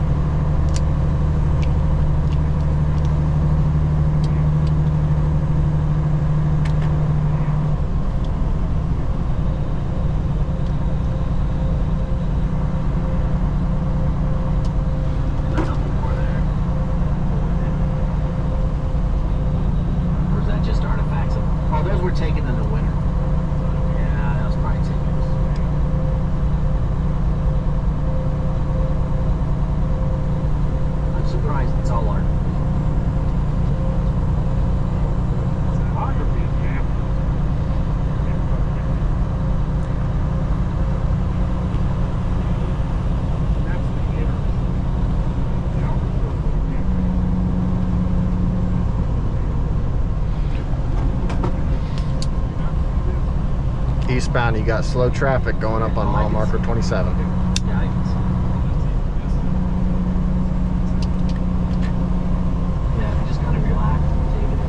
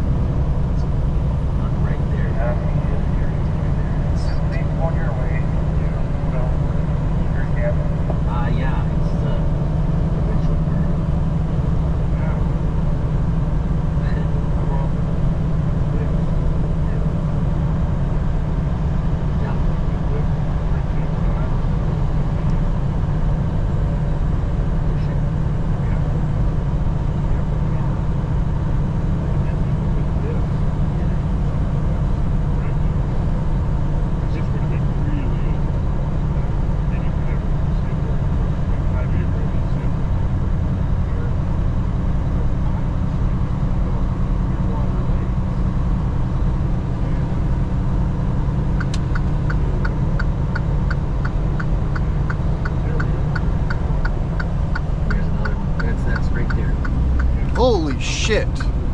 What the fuck? What the where the fuck did that guy come from? Holy fuck, dude. Jesus. Oh my god. Fucking animals, man. There's a lot to be seen there. You can actually see sea levels below. You can see the St. Lawrence River channel coming through there. That's making me like Look at the race and flow right through here. Because this is a major conduit for glacial melt. Look at this. I would guess that's the shape of this problem.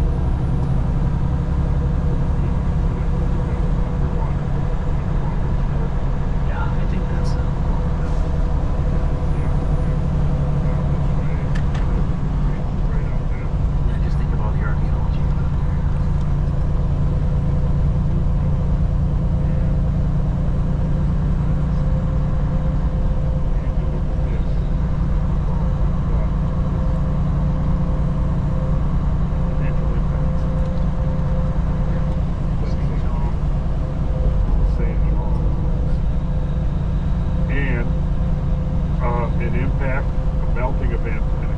catastrophic outflow right here. And when I zoom out, then of course there's the Ithaca here. And it's in a circular basin. If I go to Google Maps, go to terrain. Man, you got it all. Kind of like the Clearwater Lakes that you were showing also. Yeah. Google Maps. Yeah, that's very curious there for sure. Yeah, we've got an older video. The very first tour we did, Contact at the Cabin. You did a presentation on that, and you can find that on the YouTube channel. Yeah. Okay, so if I zoom in here, I would speculate that this is a prime candidate. Come on, car, speed up. I'm giving you room. Well, and adding to that, And you're gonna brake. More You likely fucking is if you idiot, go man. Up to the northeast. All you had to do is just maintain your speed. But you fucked yourself. Right? Those lakes are all. Hey, you back here, man? Which ones? If you go Nipigon, Yeah, dude, that car came out of nowhere. I mean, you saw me checking my There's a ears. bunch of- I didn't see anybody out there. And all of a sudden, he's in my fucking blind spot. Northwest. Yeah, I opened. Yeah, so you're talking about Ugh. Lake Winnipeg. And then you go up right there. There they are. See, we just witnessed two opposites right there. The first guy just had to get in front of me. The second guy was too afraid to figure out what was going on. But we won't talk about that right now. No, but I always find that fascinating right there. Yeah. Yeah, that's one of the things, as Randall does. When you're studying geology, you're really training your eyes to those shapes. And I don't know where we were. I think we were in Montana or something like that. But I remember standing there talking to you. We were talking about looking at some kind of geologic features, maybe over the Columbian River or something like that. And the discussion evolved in how could you not see it, right? And it's just because you're used to it. So here's where we're going to be traveling. You know, it's kind of pays to have this GoPro on my forehead, because if it was just the dash cam and I did pit maneuver that guy, imagine that goes to court and they review the footage. All they see is me merging and that guy getting pushed off into the shoulder like that. Whereas with the GoPro on my head, you can see exactly where I was looking, but I am looking over there and checking as I'm merging, and you could see in the mirror that there was nobody there and he had accelerated past to get ahead of me. So that, had I pit maneuvered that guy, would have saved my ass when dealing with insurance and an accident claim. So then we are going to follow down here to Lewiston and Clarkston, and we're going to go visit a place right in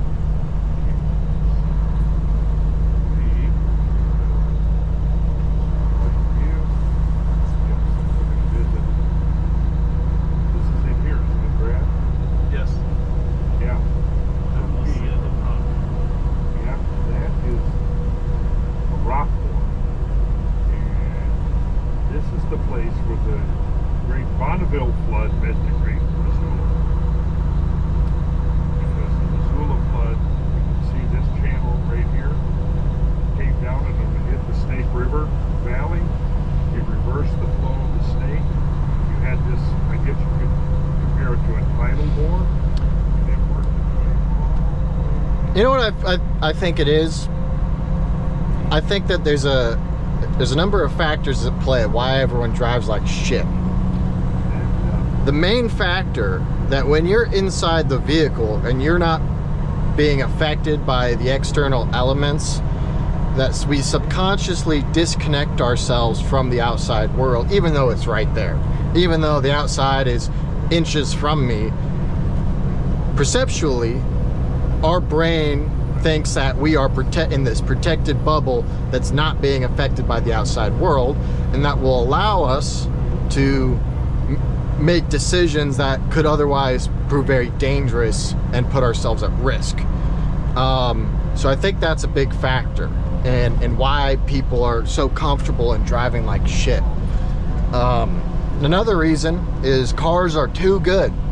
I think cars in the past 15 years with traction control and all-wheel drive systems, and they've just become so advanced that it allows people to do dangerous maneuvers that, you know, 30 years ago, that car wouldn't have been able to handle it, and they would have had to treated it differently than they do now. They get saved by the technology. I think you combine those two factors together, and it results in just how absurd the driving is, because it's only getting worse year by year, and it's all across the country. The driving is fucking terrible.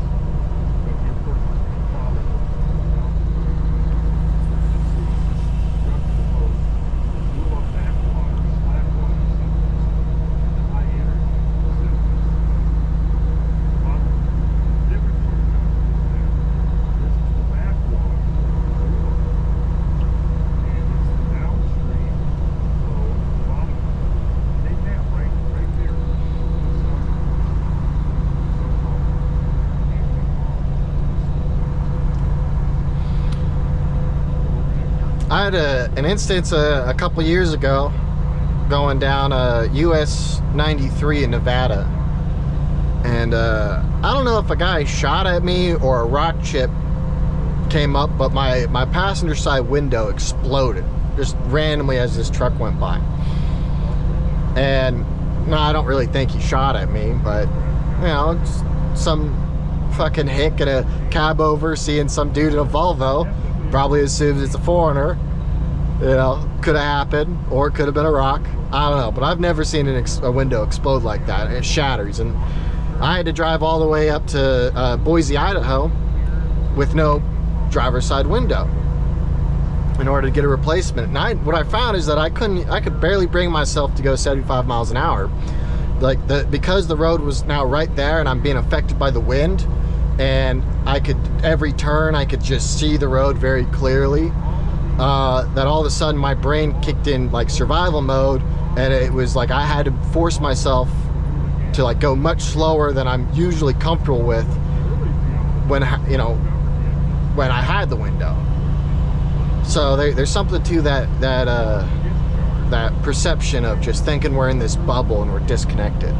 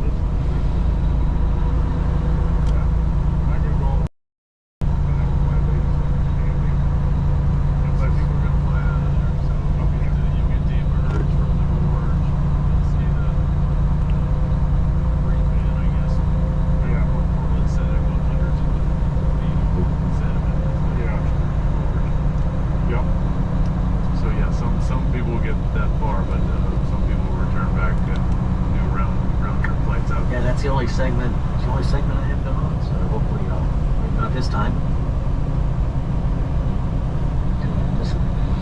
Yeah. I like US 93. It's a good drive, especially going down into Wells, Nevada, in like February, where the whole area is just covered in snow, and then you got the sun coming up. It's a really incredible drive. Nice road too.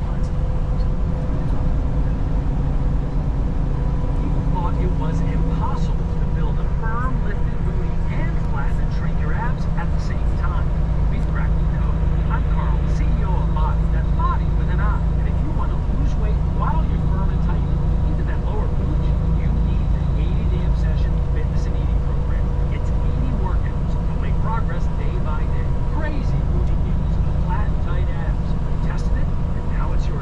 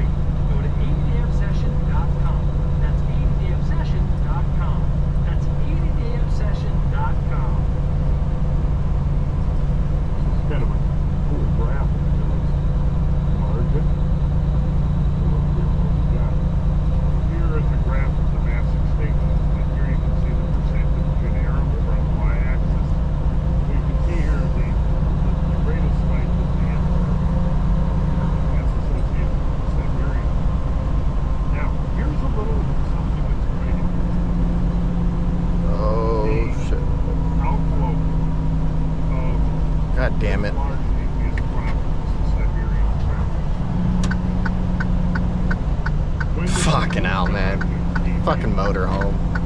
Exploded directly. The paleovolcanics. You gonna let me in? Moses is mean. Thank you, F-150. Directly on top. The great Russian scientists wonder if possibly the event was industry having something to do with the internal related to ancient volcanoes. Anyways, so this, here are, and I don't like this. We are too close together. Oh, and what's this Chevy doing? perfectly fine. Here's this. The summertime, it's like the plague of the camper vans. Every summer, you got boomers that take their F-150s in way too large campers that bottom out their fucking suspensions. And they go out there and they terrorize the roads of America every fucking summer. It's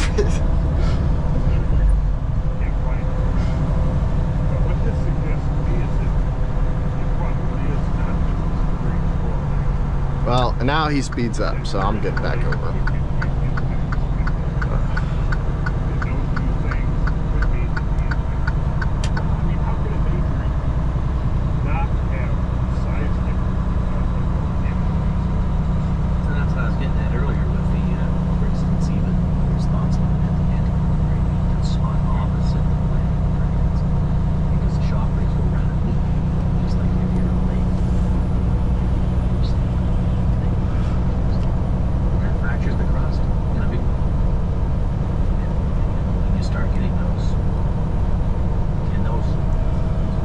I always find it humorous when you see like some 90-year-old with his motorhome doing 80 down the interstate, bombing hills, sitting there white knuckling the steering wheel, terrified, while his wife is just passed out in his passenger seat. It's amazing that you don't see those guys crash more often. It really is. Yeah, he's got looks like one of those Bronco Sports being flat-toed behind him.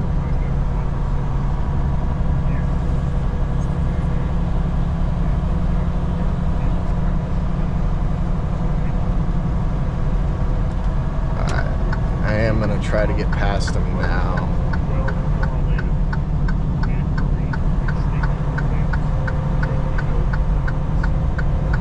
Yeah, those campers are expensive too. My dad, he sold his house and him and his wife are living in one now. And he's telling me, he's like, yeah, I just bought this new 2023 camper, one of those big 3-axle ones. He's turning into the boomer I'm talking about. And look at this fucking Chevy sitting there, fucking swerving in and out, trying to get past everybody. But you know, he spent like 150 grand on it. And I'm like, oh my God, dude. That's way too much money. That's an expensive camper too. Damn.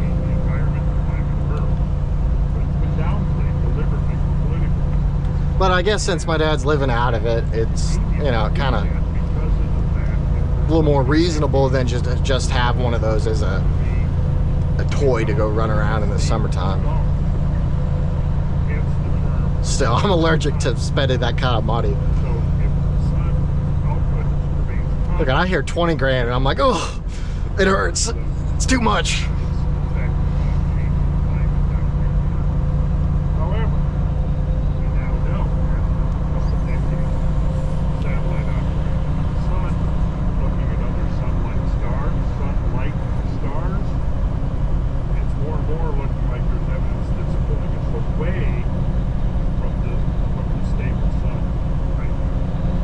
This Chevy's gonna cause an accident.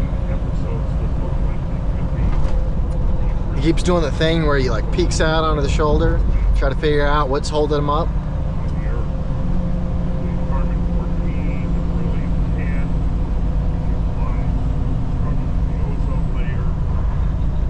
That or he's drunk or something.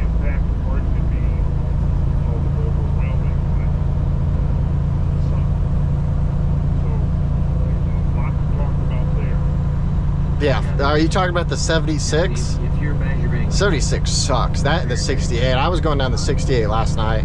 I hate that section of the country, man. It's such a pain in the ass to drive. it's a different perspective. So you gotta take that into account. The other one by Aquino in this colony, the first site reviews is 2023. It was available online 25th of September 2023, so it's still pretty relatively new. The site was of 32.5 million years and 26.2 million years correlated episodes. Content was salts, hyperthermal climate pulses, anox explosions, meaning oxygen deprived, and mass extinctions over the last 260 million years. Connections between geological notice here again the 26.2, how close that is coming to 26 billion years. 26 billion years is basically 1,000, what we might call great years, sexual cycles. And then we go 260 million years, so 10, those cycles gives us 260 million years. So 260 divided by 10, we get the 26.2 cycles. And then divide that by 1,000 Roads are starting to get shittier. 4 times the sexual cycle we expected 4,000 years ago. We need to look at really figure out what went down 4,000 years ago. The median lasted from 116 to 129. So it was the last period of terribly warm, and it was right at about 13,000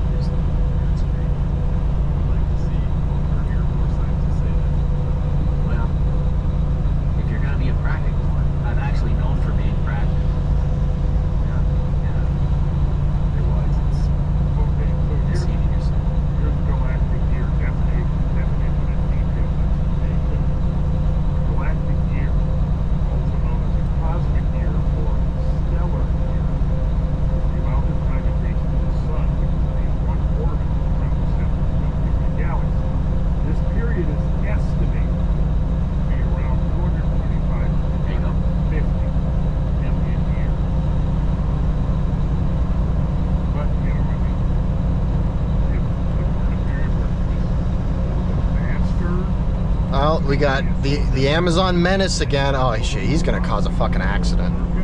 Jesus Christ, dude. Rashka Trucking, you can kind of figure that one out.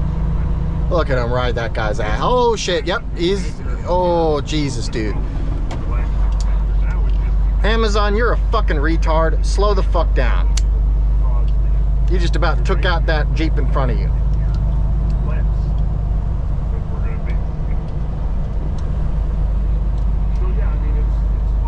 Will he have a radio? No, they never do.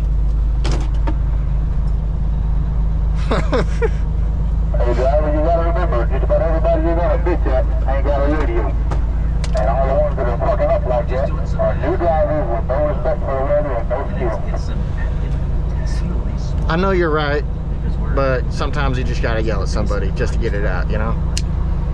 You try to see what period of time. Yeah, if it was sand, they might have rough points.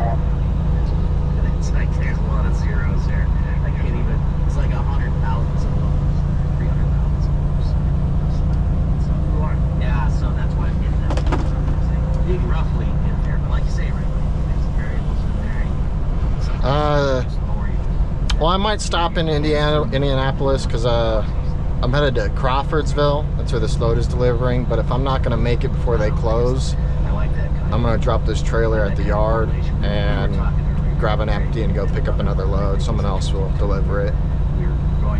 We'll see. I'll have to pull over in a second to see if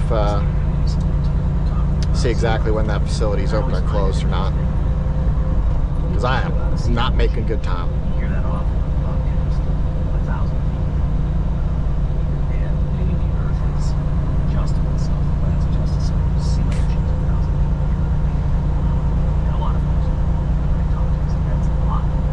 It is a lot from our perspective, but if you There he goes. I could see him off in the distance, swerving in and out of traffic. percentage of the God, those people are, just do it now. they're literally like putting people's lives in danger by doing that in this kind of weather.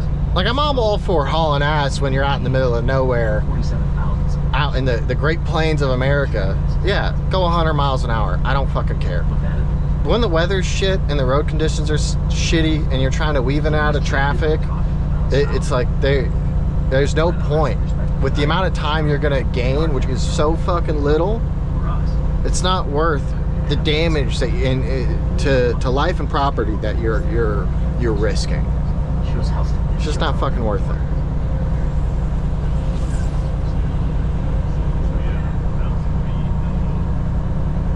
Yeah, it's at 30 to 160 miles.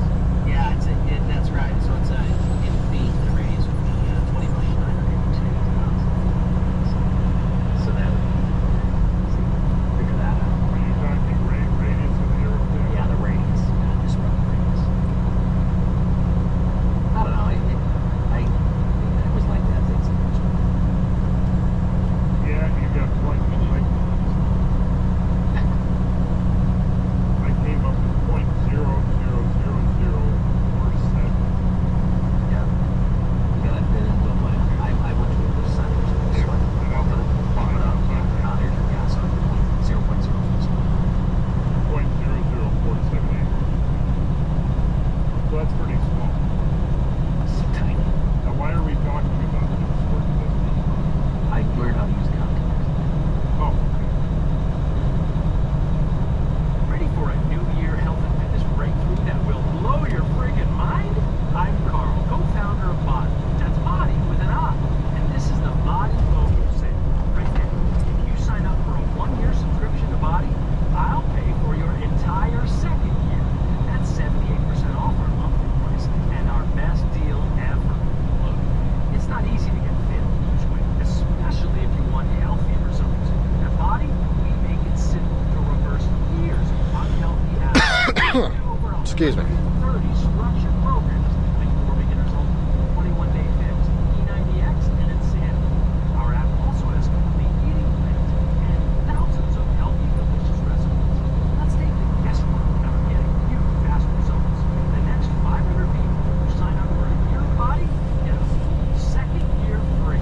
It's time to love your body. Just go to body.com. That's BODI.com.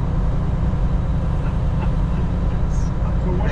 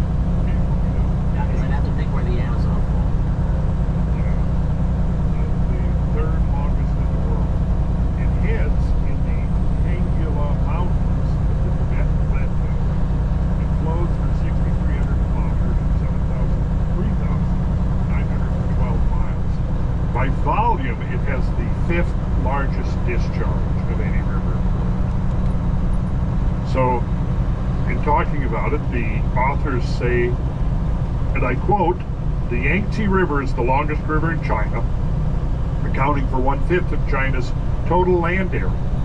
In its upper course, it is called the Jinsha River. The Jinsha River flows from the eastern margins of the Tibetan Plateau to the Sichuan Basin. There is a marked altitudinal difference of 9,840 feet between the Hengduan Mountains and the Sichuan Basin." So between its headwaters and where it discharges from the mountain into the basin, 1,841 feet. So that's a pretty good gradient there. The lower Jinsha River has therefore become a key area for the development of hydroelectric power. The conventional flood risk assessment tool used for hydroelectric power stations in this area uses a flood frequency analysis extrapolated from annual maximum flood, or AMF, annual maximum flood volumes.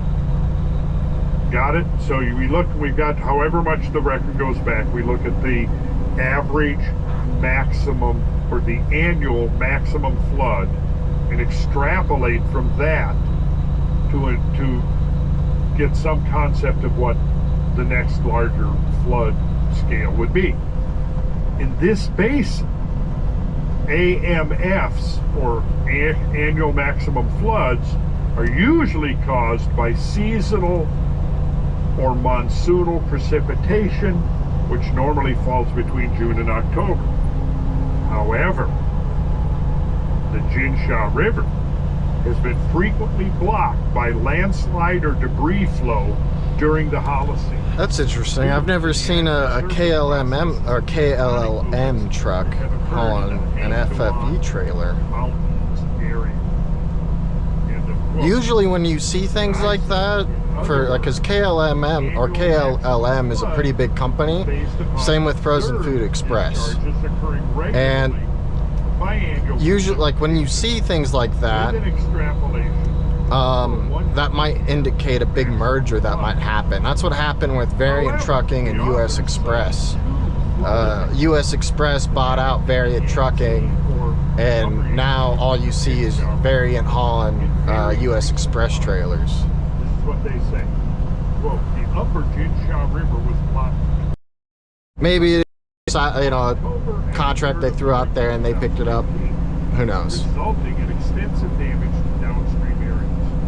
The water discharge rate of the outburst flood from the dammed lake could have been as much as 10 to the 5th cubic meters per second.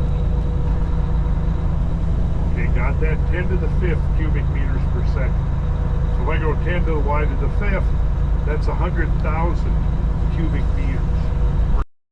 The point here is this. Nope, they are not. 3.6 million cubic feet is, in their words, much stronger than that of the AMF, the annual maximum flood.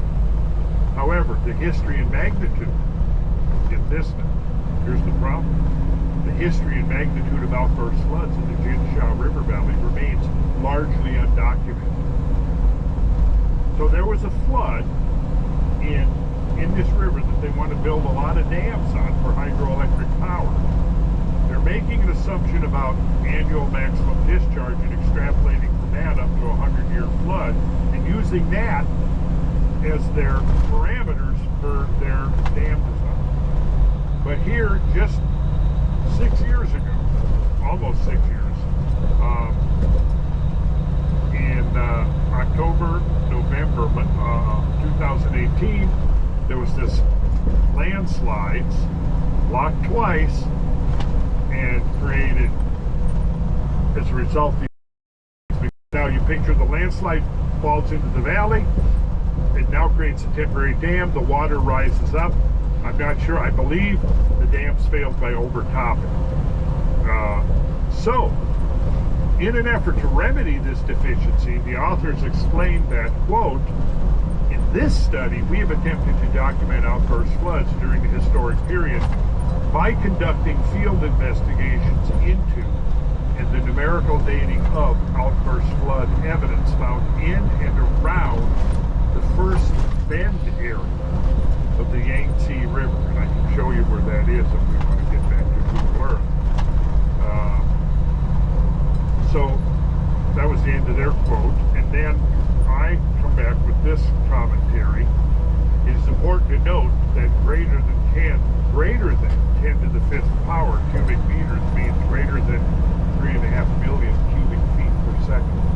To get a basic concept of what this means, consider that the average annual flow of the Mississippi River is just under 600,000, or about 500,000 cubic feet per second in its southern reaches. During the Great Mississippi Floods in the summer of 1993, the peak discharge at Boonville, Missouri exceeded 7,000 cubic feet. And third discharge topped out right at 10 feet.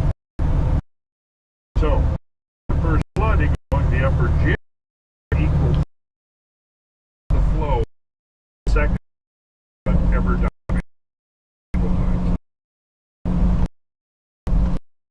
A lot to be down in the valley. Yes, it is much better annual. It's a lot. So they're planning to build 23 hydroelectric power stations along the Jinshaw River. 7 have already been built. So, using state-of-the-art data sets, a study by Leo et al. Published in the journal Engineering Geology in 2021, they developed an inventory map of landslides along a 2,000-kilometer corridor, or about a 1,200-mile reach of the Jinshaw River. They processed more than 360 SAR infrared satellite-based images. These authors were able to identify, get this, more than 900 landslides along the full reach of the river. As Hu et al. Point out from this paper, such landslides, quote, are potentially related to seismic activity, heavy rainfall, and high slope gradients. Now, obviously, there could be correlations between seismic activity and heavy rainfall. If you have heavy rainfall, really heavy rainfall, yeah, you're going to get landslides. If you get moderately heavy rainfall, you might not get landslides, but if you throw in a seismic event, then you're going to get landslides. Even if it's a smaller one, yeah. Yes. Because it's, yeah. These landslides risk blocking the river, threatening the safety of these Action up hydroelectric ahead. power Indianapolis is fucked. Such blockages could lead to dangerous water buildup and even catastrophic outburst floods, threatening both the facility and the downstream areas. Okay. I need to pull in at the next rest area Earlier studies and figure that out. the presence of lake sediments at 13 locations along the Jinshaw Valley. In other words, there were lakes, right? Oh, because if you've got a dam, the water clouds up behind. That's not that crazy for Colorado, though. Until the dam bursts. Especially out in the mountains, the Rockies. So you can begin to correlate Sometimes they get, these sweeps, they got to measure their snow in feet rather than inches. You've got a lake, you've got perhaps the remnants of a dam, and then you've got extreme erosion below the dam, then you've got sedimentation below that. And you can begin to reconstruct these events. So what did they say there? They found lake sediments at 13 locations along the Jinshaw Valley. Yeah, like custard sediments. Yep. In other words, there were lakes in these locations, and the presence of lakes implied that something had to have dammed the river. By employing high-resolution Google Earth imagery and 30-meter resolution elevation data from the shuttle radar topography mission, along with the aforementioned work by Oh, Lewis and Al, these it authors looks like expanded upon the earlier by traffic identifying might be exposure slowing down. I know there's an accident in about 10 miles of some They kind. worked out the altitude above sea level, the boundaries. Oh no, this is just a construction zone. Relative distances between different types of landforms, such as fluvial terraces and deposits of floodplain sediments. I fortunately haven't had to really drive through I-70 out through the Rockies very much, especially during the winter. I've done it a few times, but not very much. Or processes for radiocarbon dating. But you know what? There's really an interesting twist to the story. Yeah, Erie, Pennsylvania, like Erie, and up by Buffalo. Yeah, they get fucked every year. Geological sedimentary sequence, right? Lake, lake, fluvial flowing water. So put those together in one word, you have fluvial lacustre, implying the handiwork of both lakes and fluvial. So they identified two fluvial lacustre sedimentary sequences in the Shigu Basin. The term fluvial lacustre means produced by flowing water in the river together with the lake. The presence of two distinct sequences led them to assume that the Jigsaw River was dammed twice and two associated outburst floods. The earlier floods could not be named accurately, but fell somewhere between 7 and 20,000 years. And the later flood, according to radiocarbon dating, occurred about 15 years. Lake policy. This lake was estimated to achieve about 28 cubic kilometers, which is about 6.8 cubic long. Okay, so the earlier peak, or no, the same peak. If you ever want an indicator about how hard someone in front of you is braking, if they slam on their brakes, you'll see the back of their trailer dip down and up, especially if they're light. You'll see that, so you can kind of tell if someone's just slamming on the brakes or not. That's what the guy in front of me just did. Well, it means that there was something removed, and that the flood was deposited on top. Unconformably means that the flood sediments were buried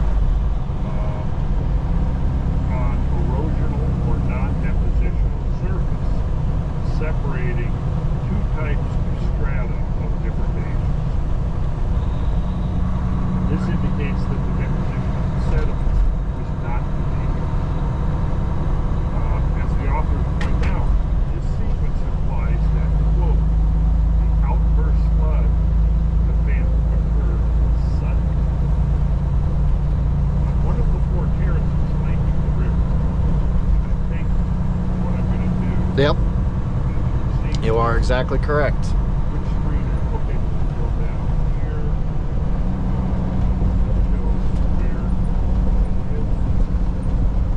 Now you'll see their trailers bouncing up and down with just going over shit roads like this.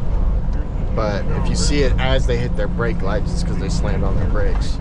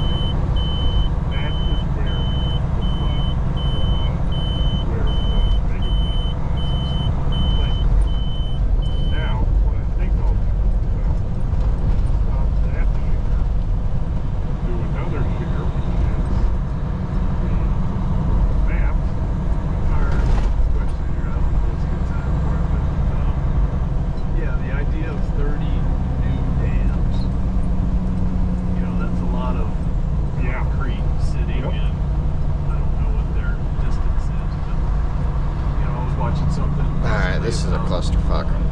Magnetic field and the pole shifting, things like that. And it was saying that there's so much new construction Yeah. on the Asian continent, I guess China specifically. I'm not sure how concentrated, but They're a fucking menace, man. Cities and so much new that it was starting to destabilize this bit. Is there any way that humans can add enough concrete? Let me ask you a question. Regionally, that would be the effect on this bit. Okay. Concrete's heavy, right? Yeah. They don't travel very far. So if you're making concrete, you're digging up the rocks close by, and you're adding cement to it, you're adding lime, makes so cement, aggregate makes concrete. And you got it from the area. All you're doing is moving it from here to there and then stacking it different. I don't know. Yeah, I'm not importing bags. I'm not importing concrete. I'd like to get around these guys, but there's not really Yeah, that's what an opportunity to do so. I mean, locally you could get some, deformation or something like that. So, Boats you don't really see doing stupid shit too often.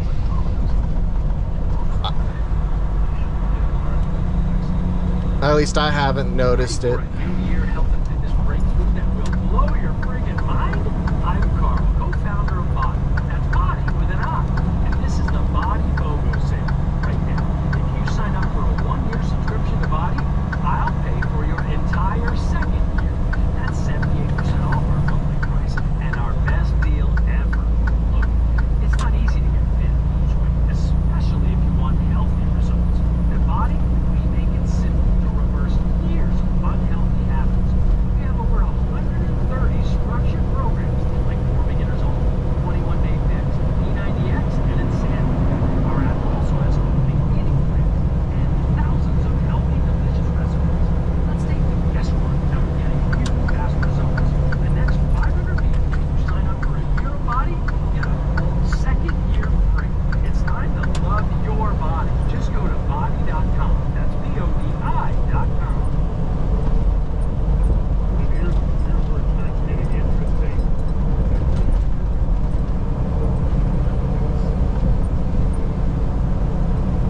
Yeah, the dam is right in here with the blue arrow.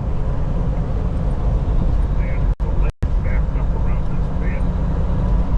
Right, south of it.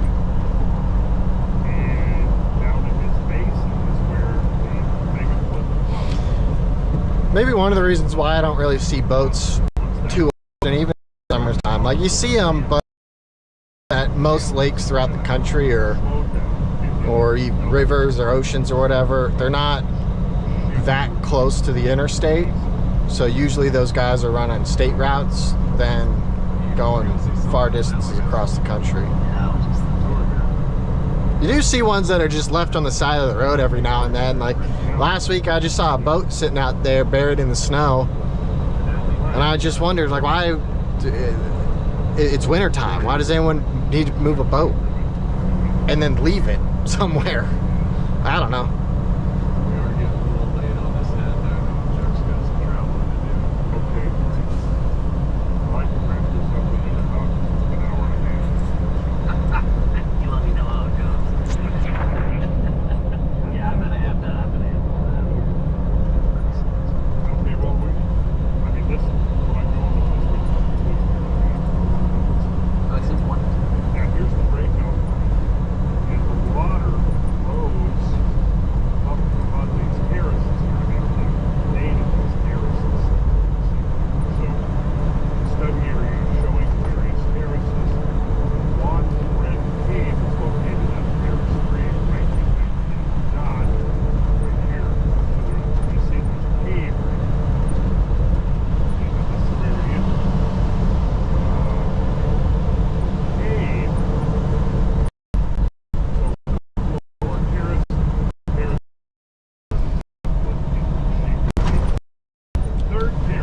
Yeah, I guess so. Inside this cave, painting on the wall near the entrance. Paintings were dated to between 13.3 and 8.5 thousand years. How interesting is that? Now that means that these cave paintings could have gone right back into the other side of the drive, simply 13.3 thousand. Right? This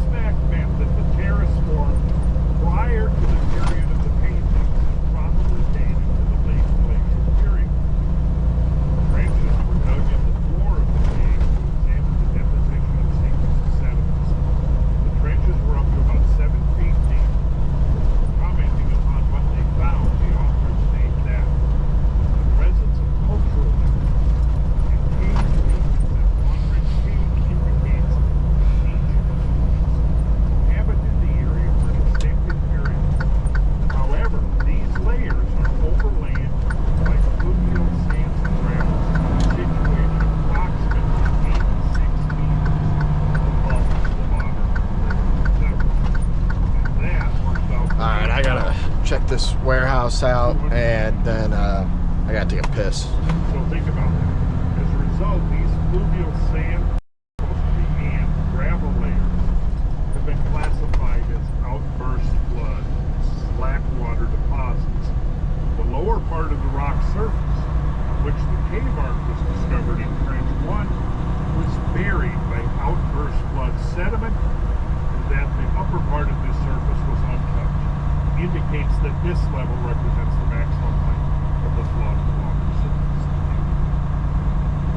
Now, here's the picture. These people, there were people living in this cave, and they had cave arc on the wall. And a flood came through that was almost 300 feet deep.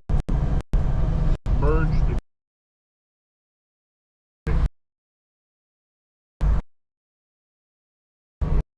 Guys,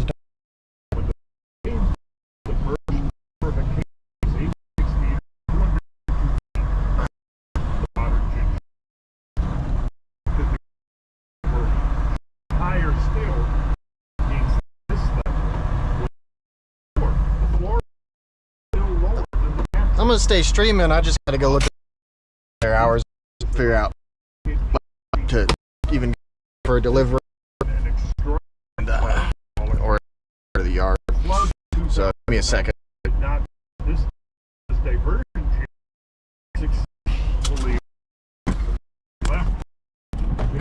Important, I quote, the presence of overlaying the cave painting and culture layering along the cave provides compelling evidence that this ancient settlement lies in a catastrophic out that the outburst flood discharge or time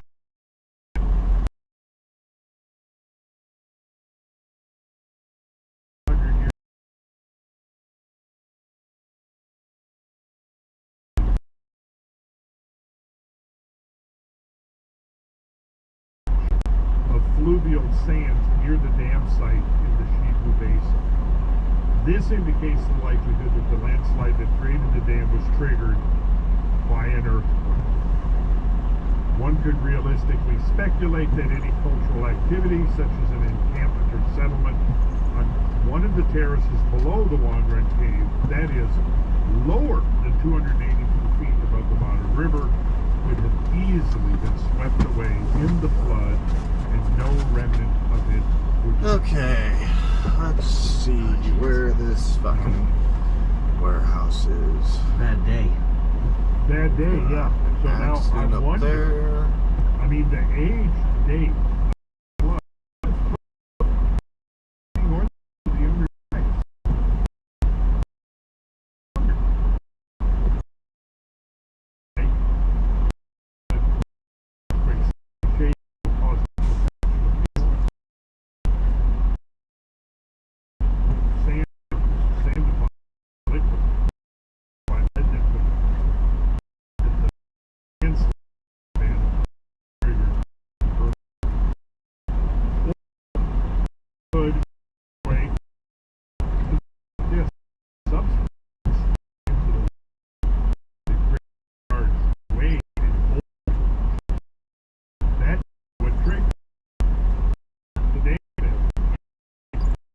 Simply rising water level, heavy monsoon season, causing overturning of the dam by a uniform rise within the lake level. Been something going more lower land in itself. Because it had the dam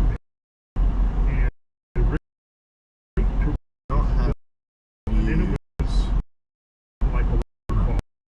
Yeah, that's what I'm thinking along the way.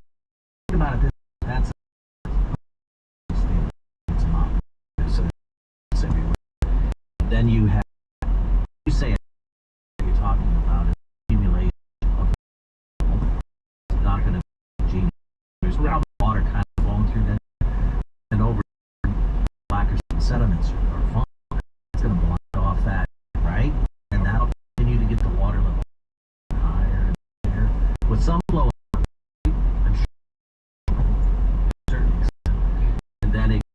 point, so let's say if you have now an lake over there, that would trigger depletion. You would, you know, start enough side events when it's saturated to destruction. You know, I don't know.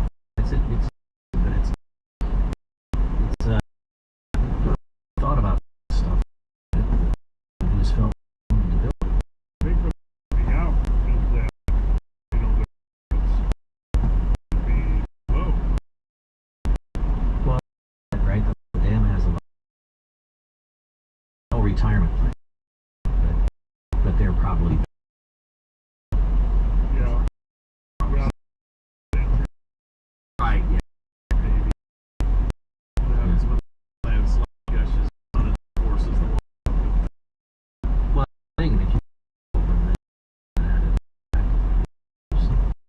What did we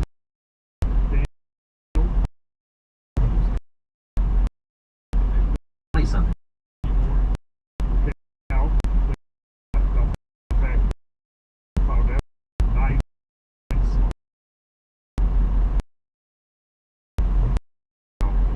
What's the how long for the go back? How far? They can go back because that's some kind of Right. huh. Could it be landslide or I think they've been happening. Stuff washes out.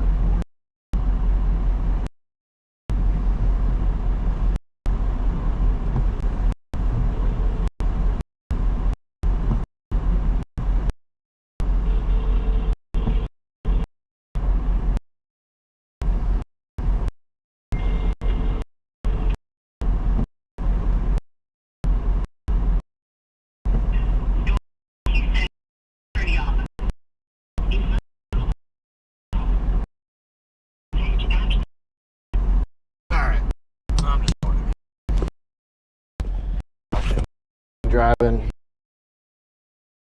or Indianapolis, just have to drive back. All right.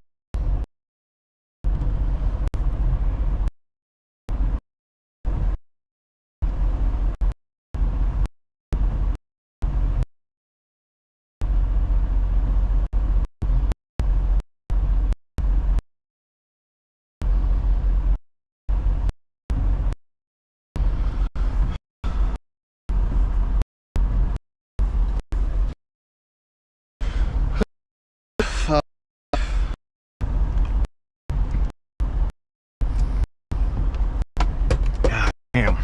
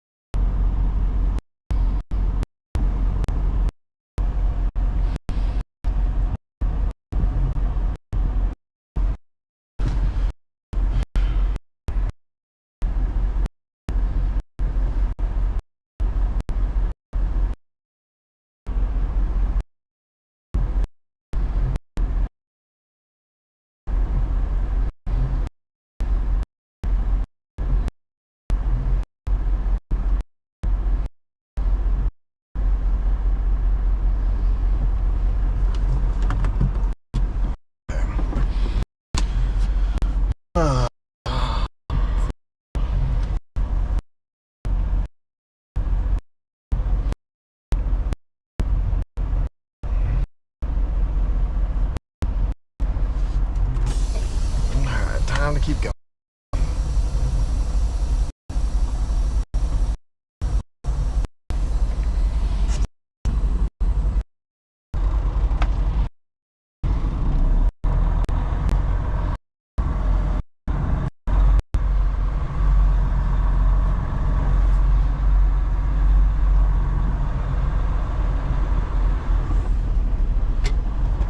Oh shit, did I take that too tight?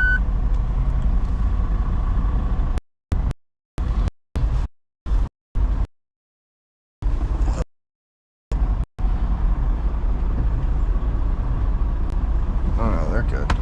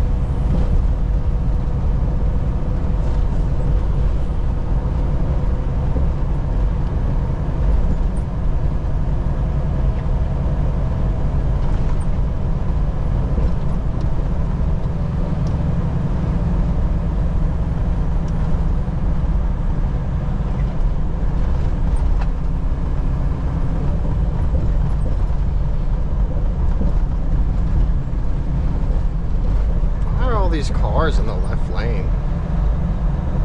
It's fucking weird. Oh, maybe because the right lane shit. Oh, another accident. Over there on the left-hand side. Spin out.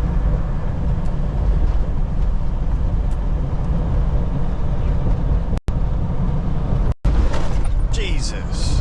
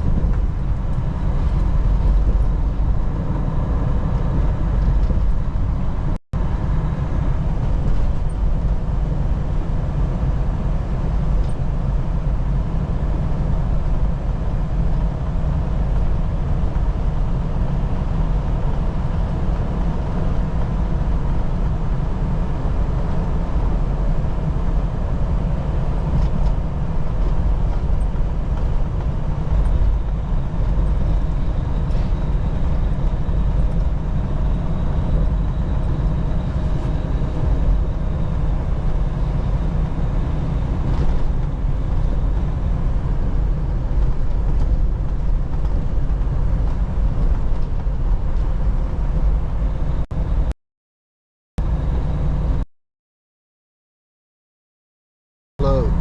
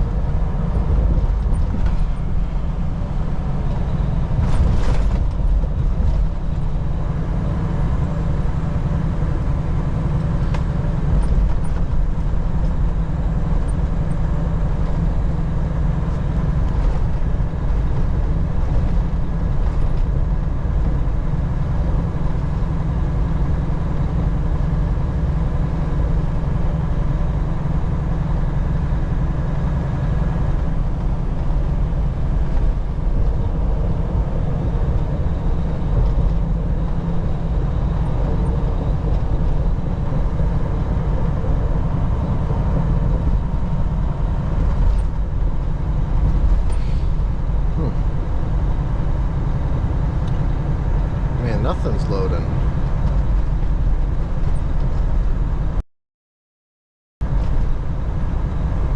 Part of my reflection There we looking go. back I guess on we're this listening is to Mark Zuckerberg. I kind of think in Mark Zuckerberg. 2016, in the aftermath, I gave too much deference to a lot of folks in the media who were basically saying, okay, there's no way that this guy could have gotten elected. I believe this.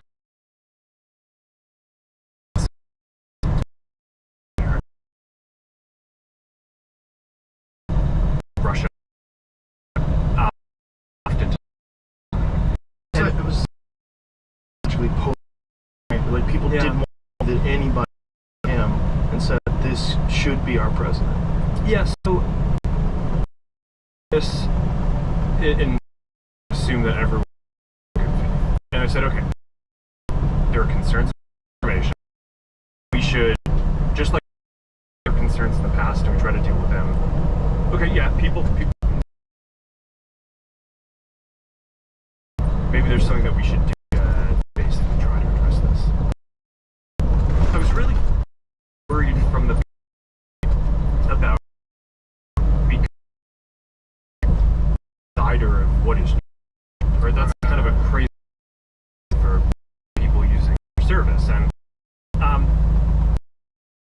place a system that would deal with it. And early on tried to basically make it so that it was really limited. We're like, all right, we're just gonna have this system where these third-party fact checkers, they can check the worst of the worst stuff, right? So things that are very clear hoaxes, that there's like, it's not like we're not parsing speech about whether something is slightly true or slightly false, like Earth is flat, things like that, right? And so that was sort of the original intent.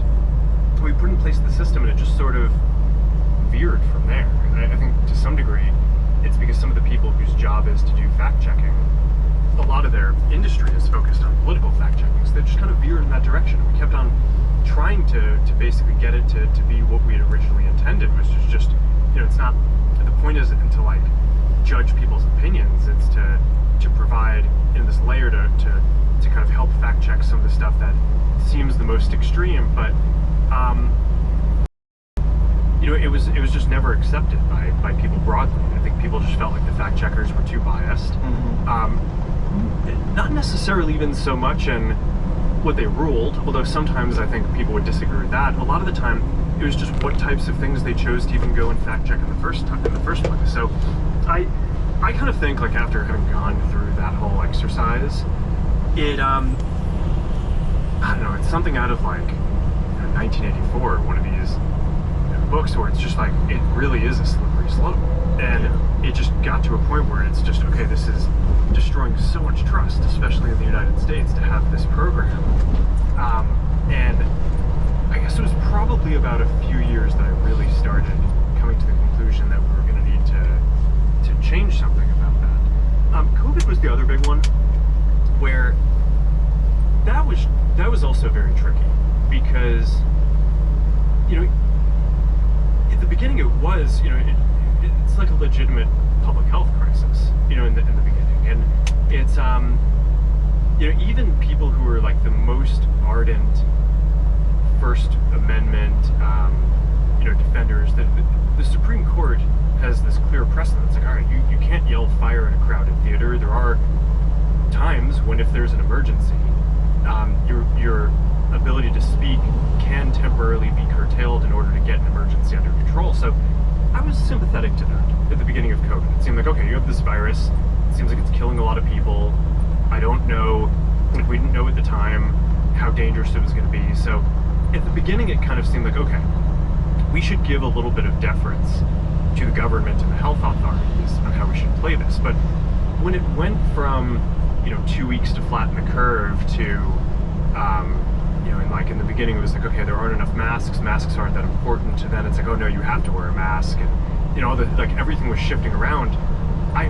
It just became very difficult to kind of follow, and this really hit the most extreme, I'd say, during the Biden administration, when they were trying to roll out the vaccine program. And I'm generally like pretty pro rolling out vaccines. I think on balance the vaccines are more positive than negative, but I think that while they're trying to push that program, they also tried to censor anyone who was basically arguing against it. And they pushed us super hard to take down things that were honestly true, right? I mean, they basically pushed us and said, anything that says that vaccines might have side effects, you basically need to take down. And I was just like, well, we're not going to do that. We're clearly not going to do that. I mean, that is kind of inarguably true. Who is they? Who's telling you to take down things that it was to talk about vaccine side effects? It was people in the Biden administration. I think it was in those conversations directly, but it's difficult that not be involved in those conversations directly. Fitness isn't just about what you do in the gym, it's also about your nutrition, but even with the best diet, some nutrients can be hard to get, and AG1 can help fill those gaps. AG1 delivers optimal amounts of nutrients in forms that help your body perform. AG1 makes foundational nutrition easy because there aren't a million different pills and capsules you have to keep track of. It's just one scoop mixed in water. It's such an easy routine to keep in the mornings. Ingredients in AG1 are selected for absorption, nutrient density, and potency, and are intentionally picked to work in sync with the whole formula for optimal impact. They are seriously committed to quality. AG1 is tested for hundreds of contaminants and impurities, and they're constantly reformulating their recipe to dial it in. This is all part of why I've partnered with AG1 for years. So get started with AG1 this holiday season and get a free bottle of vitamin D3, K2, and 5 free AG1 travel packs with your first purchase at drinkag1.com/Joe Rogan. That's a $76 value gift for free if you go to drinkag1.com/Joe Rogan. Seriously, get on this. That's got to be strange too, right? Because you're running the company, but there's clearly you're moderating at scale that's beyond the imagination. The number of human beings you're moderating is fucking insane. Like, what's a Facebook? How many people use it on a daily basis? Forget about how many overall. Like, how many people use it regularly? It's 3.2 billion people use one of our services every day. Yeah, it's wild. More than a third of the planet. That's so crazy. Yeah, and it's almost half of Earth. Well, on a monthly basis, it is probably half. But so, I want to say that though, there's a lot of like hypercritical people that are conspiracy theorists and think that everybody's a part of some cabal to control them. I want you to understand that whether it's YouTube or all these, whatever place that you think is doing something that's awful, it's good that you speak, because this is how things get changed, and this is how people find out that people are upset about content moderation and censorship. But moderating at scale is insane. Yeah. It's insane. Yeah. What we were talking the other day about the number of videos that go up every hour on YouTube, and it's bananas. It's bananas. It's like, to try to get a human being that is reasonable, logical, and objective, that's going to analyze every video, it's virtually impossible. It's not possible. So you got to use a bunch of tools, you got to get a bunch of things wrong, and you have also people reporting things. And how much is that going to affect things? You could have mass reporting because you have bad actors. You have some corporation that decides we're going to attack this video because it's bad for us, going to take it down. There's so much going on. I want to put that in people's heads before we go on. Like, understand the kind of numbers that we're talking about here. Now understand you have the pandemic, and then you have the administration that's doing something where I think they crossed the line, where it gets really weird, where they were saying what you were saying. They were trying to get you to take down vaccine side effects, which is just crazy. Yeah, so, I mean, like you're saying, I mean, it's so complicated, this system, that I could spend every minute of all of my time doing this and not actually focused on building any of the things that we're trying to do. AI, glasses, like the future of social media, all that stuff. So when I get involved in this stuff, but in general, we have a policy team. There are people I trust. There are people who are kind of working on this on a daily basis. And the interactions that I was just referring to, I mean, a lot of this is documented. I mean, because Jim Jordan and the House had this whole investigation committee into the kind of government censorship around stuff like this, and we produced all these documents, and it's all in the public domain. I mean, basically, these people from the Biden administration would our team curse, and it's like documents are, it's all kind of out there. Did you record any of those phone calls? I don't think we. But I think I'm gonna listen. I mean, there are emails. the emails are published. It's all kind of out there, and they're like, and basically it just got to this point where we were like, no, we're not gonna take down things that are true. That's ridiculous. They want us to take down this meme of Leonardo DiCaprio looking at a TV talking about how 10 years from now or something, you're gonna see an ad that says, okay, if you took a COVID vaccine, you're eligible, for this kind of payment, like this sort of like class action lawsuit type meme. And they're like, no, you have to take that down. We said, no, we're not going to take down humor and satire. We're not going to take down things that are true.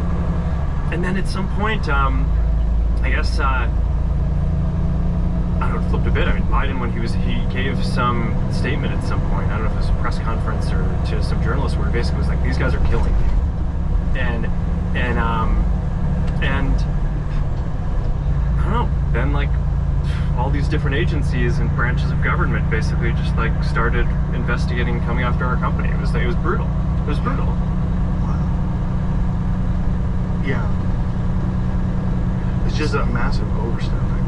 Yeah, and I mean, also, I think you weren't going to kill him. This is the thing. It's like they suppressed so much information about things that people should be doing, regardless of whether or not you believe in the vaccine. Regardless, put that aside. Metabolic health is of the utmost importance in your everyday life, whether there's a pandemic or there's not. And there's a lot of things that you can do that can help you recover from illness. It prevents illnesses. It makes your body more robust and healthy. It strengthens your immune system. And they were suppressing all that information. And that's just crazy.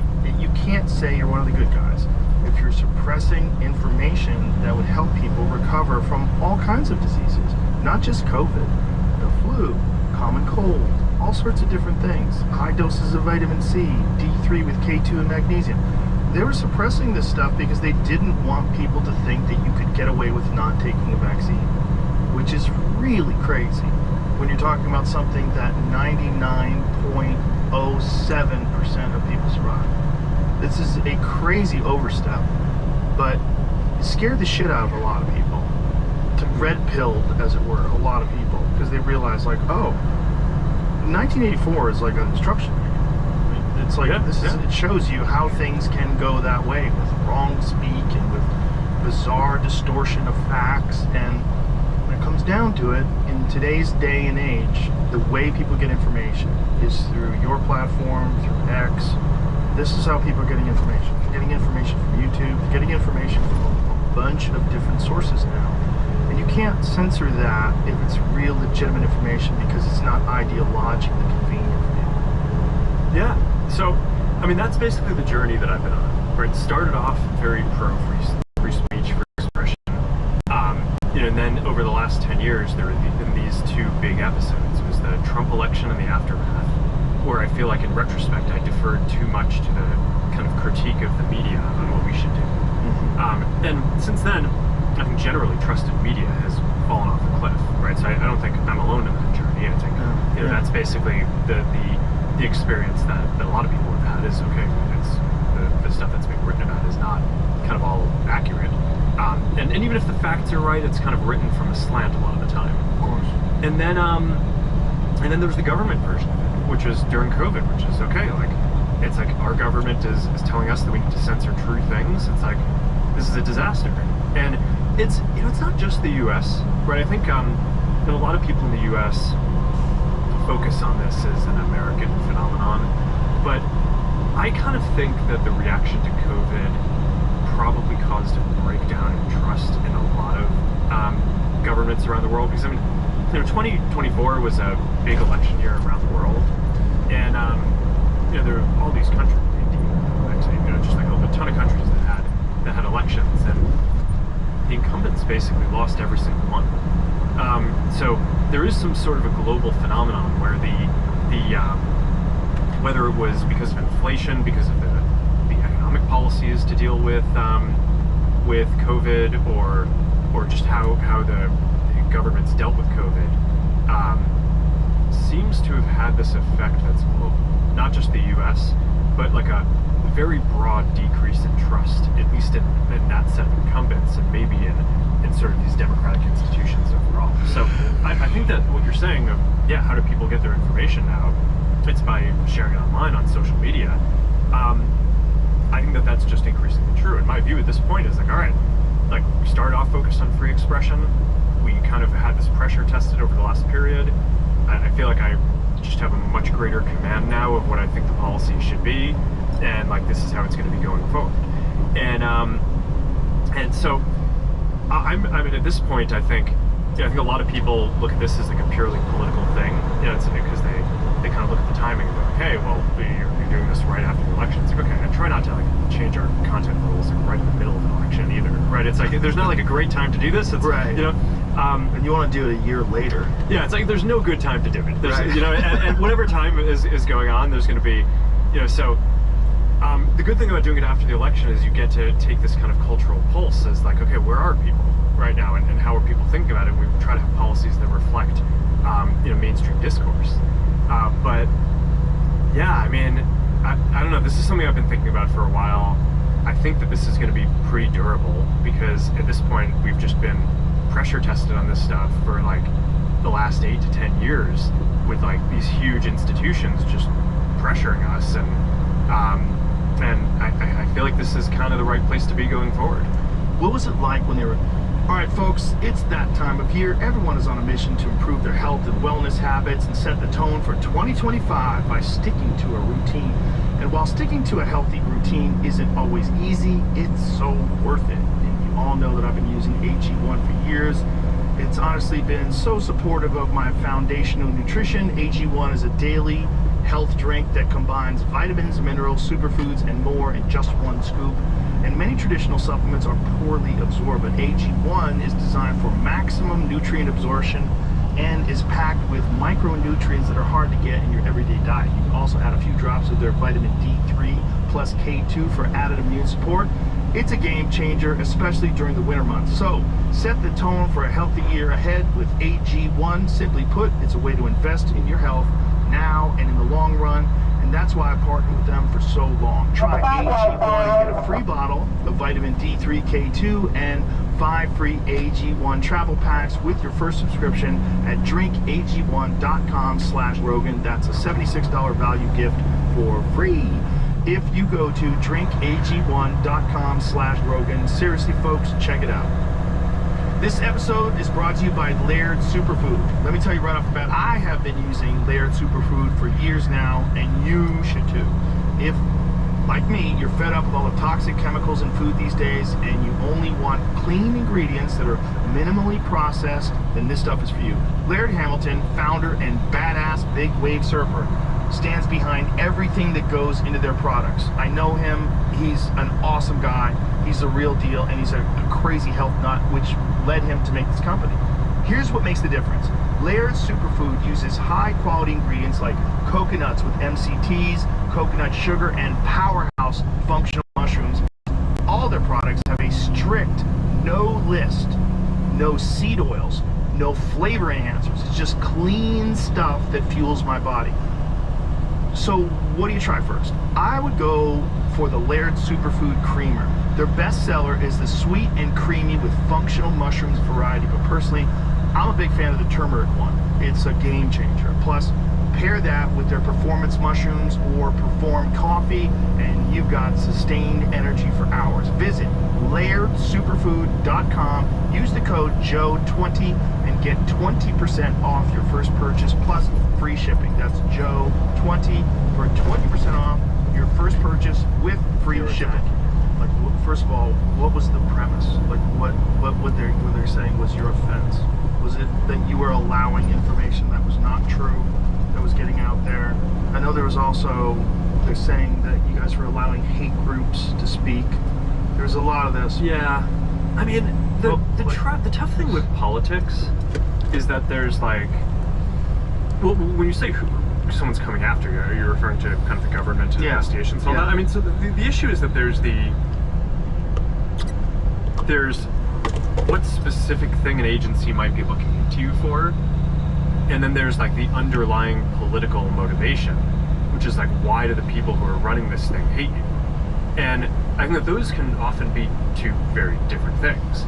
So, I mean, we had organizations that were looking into us that were like not really involved in social media, like CFPB, like this financial, I don't even know what it stands for. It's the financial organization that Elizabeth Warren had set up. Oh, great! And it's basically, it's like, we're not a bank. We're not like section. Yeah, no. So I mean, like, we're not a bank, right? It's like what does Meta have to do with this? But they kind of found some theory that they wanted to investigate, and it's like, okay, clearly they were trying really hard, right, to like find some theory, but it, like, I don't know, it kind of like throughout the party and the government, there was just sort of, I don't know how this stuff works. I mean, I've never been in government. I don't know if it's like a directive or it's just like a quiet consensus that like, we don't like these guys, they're not doing what we want, we're going to punish them. But it's tough to be at the other end of that. What was it like? Well, it's not good. I think, well, the thing that I think is actually the toughest, though, is it's global, right? So, and really, when you think about it, the U.S. government should be defending its companies, right? Not be the tip of the spear attacking its companies. So we talk about a lot okay, what is the experience of, okay, if the U.S. government comes after you? I think the real issue that the U.S. government to see the world. I fully find tech company $30 billion. I think it was like 10 or 20 years. And so when you a couple billion there, what I think really adds up to is this is sort of like a EU-wide policy for how they want to deal with American tech. It's almost like a tariff, and I think the U.S. government basically gets to decide how are they going to deal with that, right? Because if the U.S. government, if some other country was screwing with another industry that we cared about, the U.S. government would probably find some way to put pressure on it. But I think what happened here is actually the complete opposite. The U.S. government led the kind of attack against the companies, which then just made it so like the EU is basically, and all these other places, just free to just go to town on all the American companies and do whatever you want. But I mean, look, obviously, like, I don't want to come across as if like we don't have things that we need to do better. Obviously, we do. And when we mess something up, we deserve to be held accountable for that, and just like everyone else. I do think that the American technology industry is a bright spot in the American economy. I think it's a strategic advantage for the United States that we have a lot of the strongest companies in the world. And I think it should be part of the U.S.'s strategy going forward to defend that. And it's one of the things that I'm optimistic about with President Trump is I think he just wants America to win. And I think some of this stuff, like the other governments who are kind of pushing on this stuff, it's like at least the U.S. has the rule of law, right? So the government can come after you for something, but you still get your day in court, and the courts are pretty fair. And so we've basically done a pretty good job of defending ourselves, and when we've chosen to do that, basically we have a pretty good rate of winning. It's just not like that in every other country around the world. Like if other governments decide that they're gonna go after you, you don't always get kind of a clear shake at kind of defending yourself on the rules. So I think to some degree, if the U.S. tech industry is going to continue being really strong, I do think that the U.S. government has a role in basically defending it abroad. And that's one of the things that I'm optimistic about will happen in this administration. Well, I think this administration uniquely has felt the impact of not being able to have this because this was the administration where Trump was famously kicked off of Twitter. That was a huge issue, like after January 6th. Like they removed at the time, the sitting president. It was kind of crazy to remove that person from social media because you've decided that he incited a riot. So for him, without free speech, without people, without podcasts, without social media, they probably wouldn't have had a chance because the mainstream narrative, other than Fox News, was so clearly against him. The majority of the television entities and print entities were against him. The majority of them. So if without social media, without fucking podcasts, roads, man, they don't stand a chance. So Jesus, they're uniquely aware of the importance of giving people their voice, free speech. But you do have to be careful about misinformation, and you do have to be careful about just outright lies and propaganda complaints, or propaganda campaigns rather. And how do you differentiate? Well, I think there are a couple of different things here. One is that this is something where I think X and Twitter just did it better than us on fact-checking. We took the critique around around misinformation, we put in place this fact-checking program, which basically empowered these third-party fact-checkers. They could mark stuff false, and then we would downrank it in the algorithm. I think what Twitter and X have done with community notes, I think is just a better burger. Rather than having a small number of fact-checkers, you get the whole community to weigh in. When people usually disagree on something, tend to agree on how they're voting on a note, that's a good sign to the community that there's actually like a broad consensus on this, and then you show it. And the road is starting to sparkle. Right, so you're not using the fact check as a signal to show less. You're using the community note to provide real context and show additional information. So I think that that's better.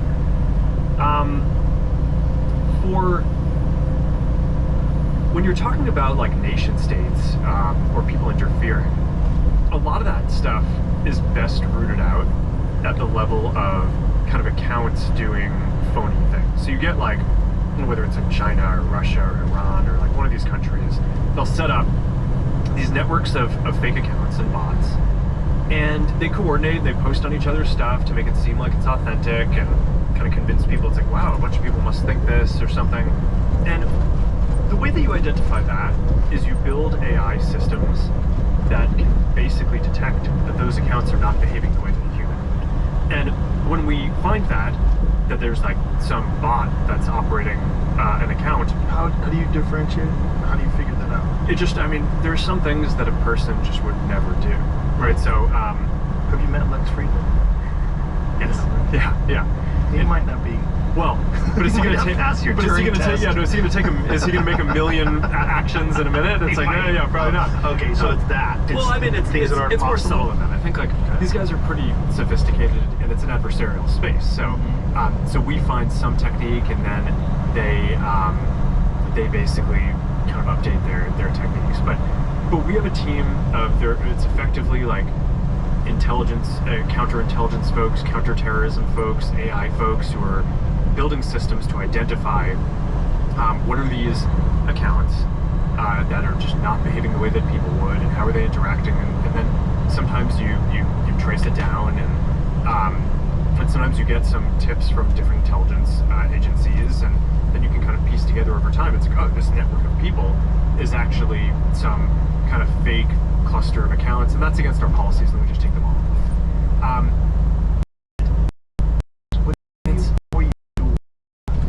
there a 100% certainty that you are definitely getting a group of people that are bad actors, or is it just people that have unpopular opinions? No, I don't think it's that for this. I think,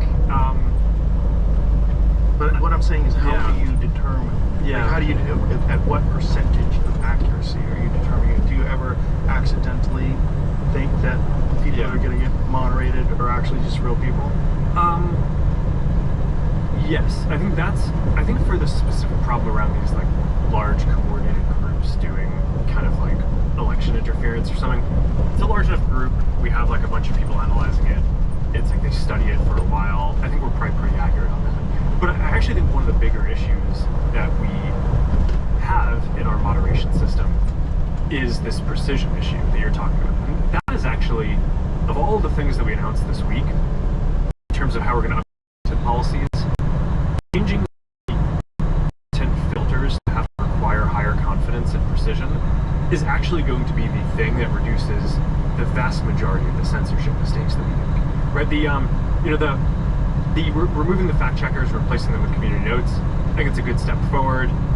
Like a very small percent of content is fact checked in the first place, so is that going to make the hugest difference? I'm not sure.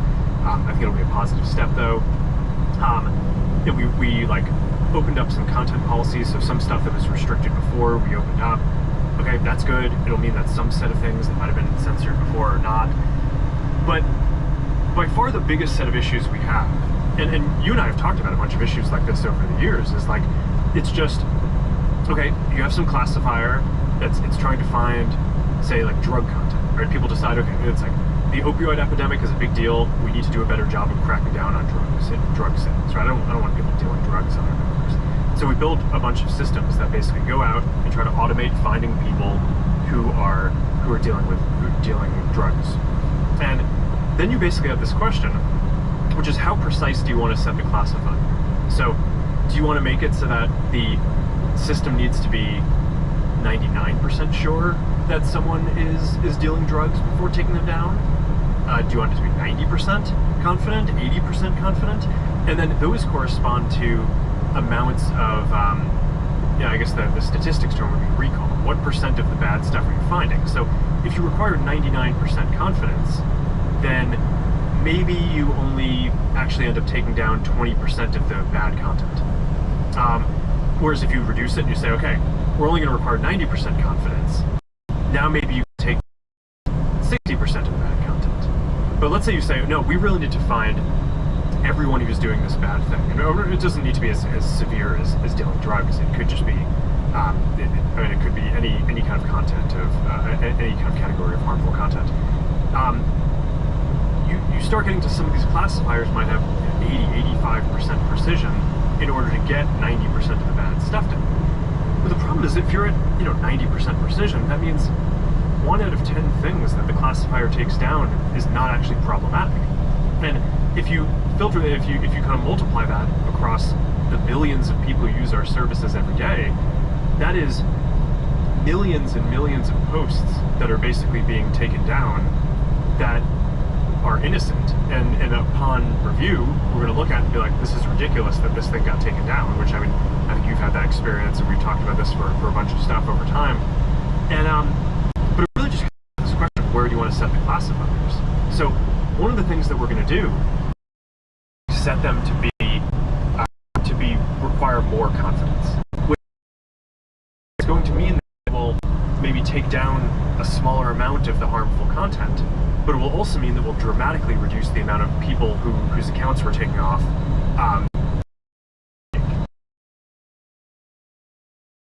Going about your day, you wake up and you're like, oh, my WhatsApp account just got deactivated because it's connected to a Facebook account, and the Facebook account or like I'm using it on the same phone as a Facebook account where like we made some enforcement mistake and thought you were doing something bad that you weren't because our classifiers were set to too low precision. Has that happened before? Yeah. Where their WhatsApp app got canceled as well? Yeah, because I mean there were so if your Facebook app gets taken down, like say if you have Facebook and you have like a sock puppet account, and the sock puppet account you post offensive memes and you're generally gross. Yeah. If you get caught for that, does your WhatsApp get killed? Not for memes, but go back to like a very severe thing. Like let's say someone is terrorist. Let's say the most severe. Sure. Yeah. Okay. Let's say someone is like terrorist content. They're planning something. Right. Okay, so we take down their account. Right. But then let's say that person can just go then sign up with another account. Where I think like, regular. How does WhatsApp get killed? Oh well, if it's, I mean, we run these different services, and if they're on the same phone, it's basically, it's one thing that it's basically regulators or governments will come to us and say, okay, you're clearly not doing enough if you kick someone off for terrorism, and then they can just like sign up for another account on the phone. Right. Okay. They also think, okay, well, we're not doing enough if we deactivate their Facebook account because they're like planning a terrorist attack, but we let them use all our other services. Right. Right. If you're aware. Yeah. Yeah. So if our systems think that someone is a terrorist, then you probably need to deactivate their access to all the different accounts. Yeah, they can't get on Threads. So, yeah, Threads, Instagram. Yeah. So it's, you can understand how you just get to this question around the precision and the confidence level. Then you're just making all these mistakes at scale, and it's just unacceptable. But I think it's a very hard calculation of like, where do you want to be? Because on the one hand, like, I get it, why people kind of come to us and they're like, no, you need to do a better job of finding more of the terrorism or the drugs and all this stuff. But over time, the technology will get better and it'll get more precise. But at any given point in time, that's the choice that we have to make, is do we want to make more mistakes erring on the side of just like blowing away innocent people's accounts, right?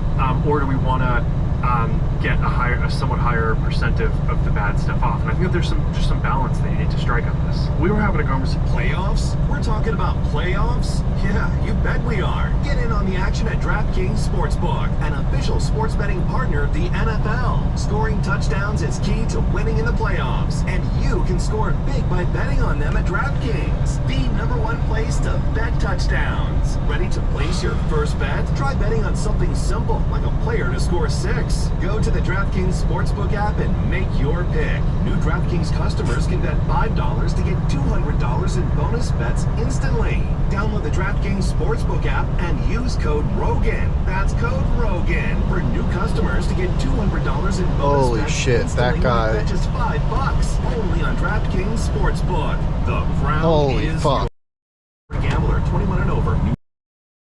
Fucking Christ. Bonus bets expire 168 hours after issuance. Guy about ran me off the fucking road. Resources at dkng.co/audio. We've all been there. You're hungover, thinking about all the dumb stuff you did last night, and wondering if anybody remembers. Unfortunately, someone does remember everything you do online, and they've got receipts. I'm talking about your internet provider and data brokers and every shady marketing company that gets their greedy hands on your private activity. But this year is going to be different. Give your online privacy a fresh start with ExpressVPN. ExpressVPN is an easy-to-use app that encrypts your online activity and reroutes it through secure servers, keeping your browsing history private from third parties. And it hides your IP address, making it impossible for data brokers to use it to track you. You don't have to be a tech genius to use ExpressVPN. No matter what device you are using, phone, tablet, laptop, or smart TV, just tap one button to make everything you do online private. It's incredibly fast, it doesn't slow down your streaming or downloading, and it lets you connect instantly to secure servers in 105 countries around the world. So, forget dry January. This year, you're going to do private January with ExpressVPN. Get 4 extra months of fresh, clean privacy protection with my special link at expressvpn.com/Rogan. That's expressvpn.com/Rogan to get 4 extra months completely free. Tap the banner to learn more. Conversation yesterday, Mel Gibson and I, about how that can get weird. Was it Theo? Might have been Theo. I think it was Theo. Where that can get weird because I think, like, if you're a person and you work at some accounting firm, but you like posting about stuff, but you don't want it to come back and reflect on your life, you want to shit post, you want to post jokes, you want to be silly, you should be able to be anonymous. I think there's nothing wrong with that. I don't think just because you state your opinion, people should be able to search where you sleep. That doesn't make any sense to me. But if you're going to allow anonymous accounts, you're definitely going to open up the door to bad actors having enormous blocks of accounts where they can use either AI or just programs where they have like specific answers. I'm sure you've seen that before. It's come up on Twitter multiple times where they found hundreds of sock puppet accounts tweeting the exact same thing. So you literally word for word, even certain words in caps, like either people are copy or pasting it, or there's an email campaign that's getting legitimate people to do it, or these are fake people.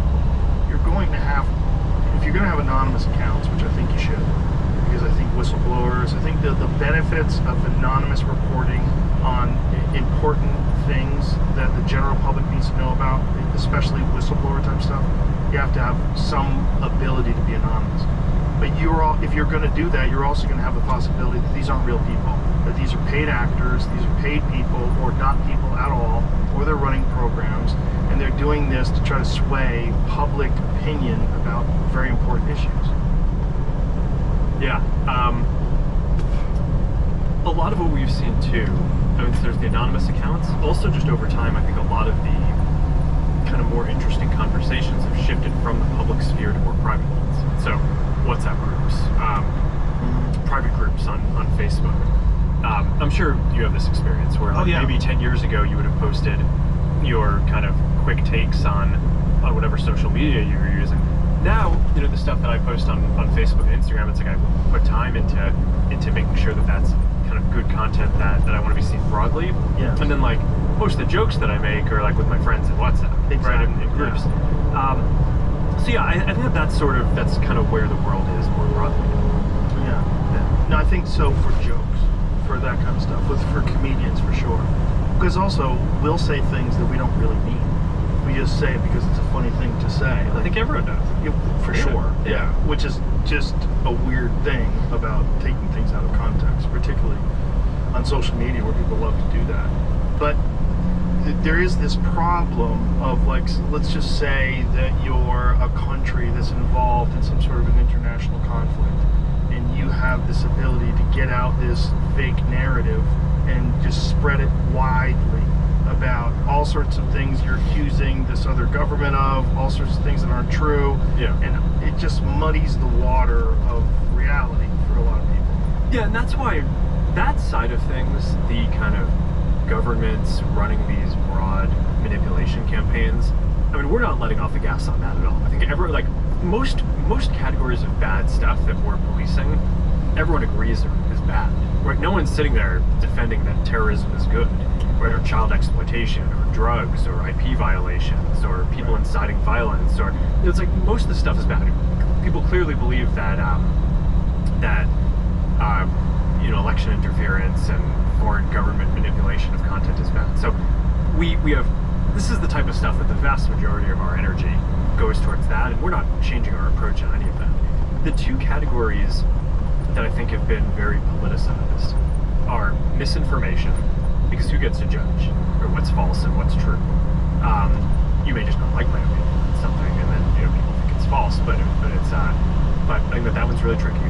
And the other one is basically what people refer to as hate speech, which is, I think, also comes from a good place of wanting to crack down on that, of wanting to promote more inclusion and belonging, and people feeling good, and like having a pluralistic society that can basically have all these different communities coexist, accept everyone. Yeah. But I think the problem is that you just, all these things are on a spectrum, and when you go too far on them, I think on that side we just basically got to this point where these things that you just couldn't say, which were mainstream. I got about discourse, 45 miles left. It's like Pete Hegseth is going to probably be defending his nomination for Secretary of Defense on the Senate floor, and I think one of the points that he's 45 made miles is that until women shouldn't be able to be in certain combat roles. I gotta drop this trailer off, get another policies, that wouldn't have been a thing that you could have said on our platforms, because it would call for the exclusion of a protected category of people. And it's like, okay, like on its face, calling for the exclusion of a protected category, that seems that's okay. There's legal protections, there's all this stuff, but okay, if it's okay to say on the floor of Congress, you should probably be able to debate it on social media. Yeah. So I think some of the stuff, I think well-intentioned, went too far, needs to just get rationalized a bit. But it's those two categories, misinformation and hate speech, I think are the ones that got politicized. All the other ones, which is the vast majority of the stuff that we do, is I think people generally agree that it's good and we need to go after it.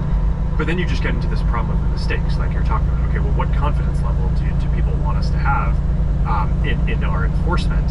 And at what point would people rather us kind of say, okay, I'm not sure that that one is causing an issue.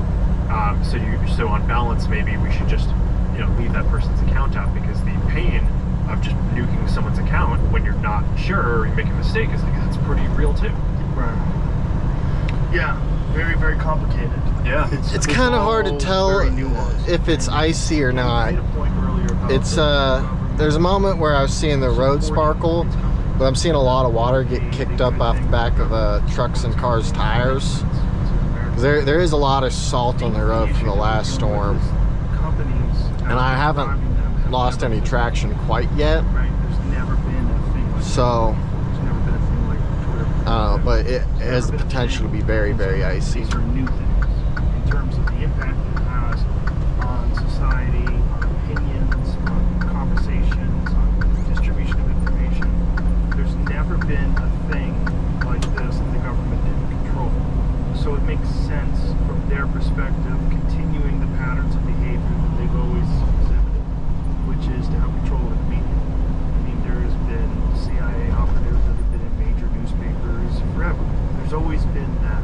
There's always been this sort of input that the government had in mainstream media narratives.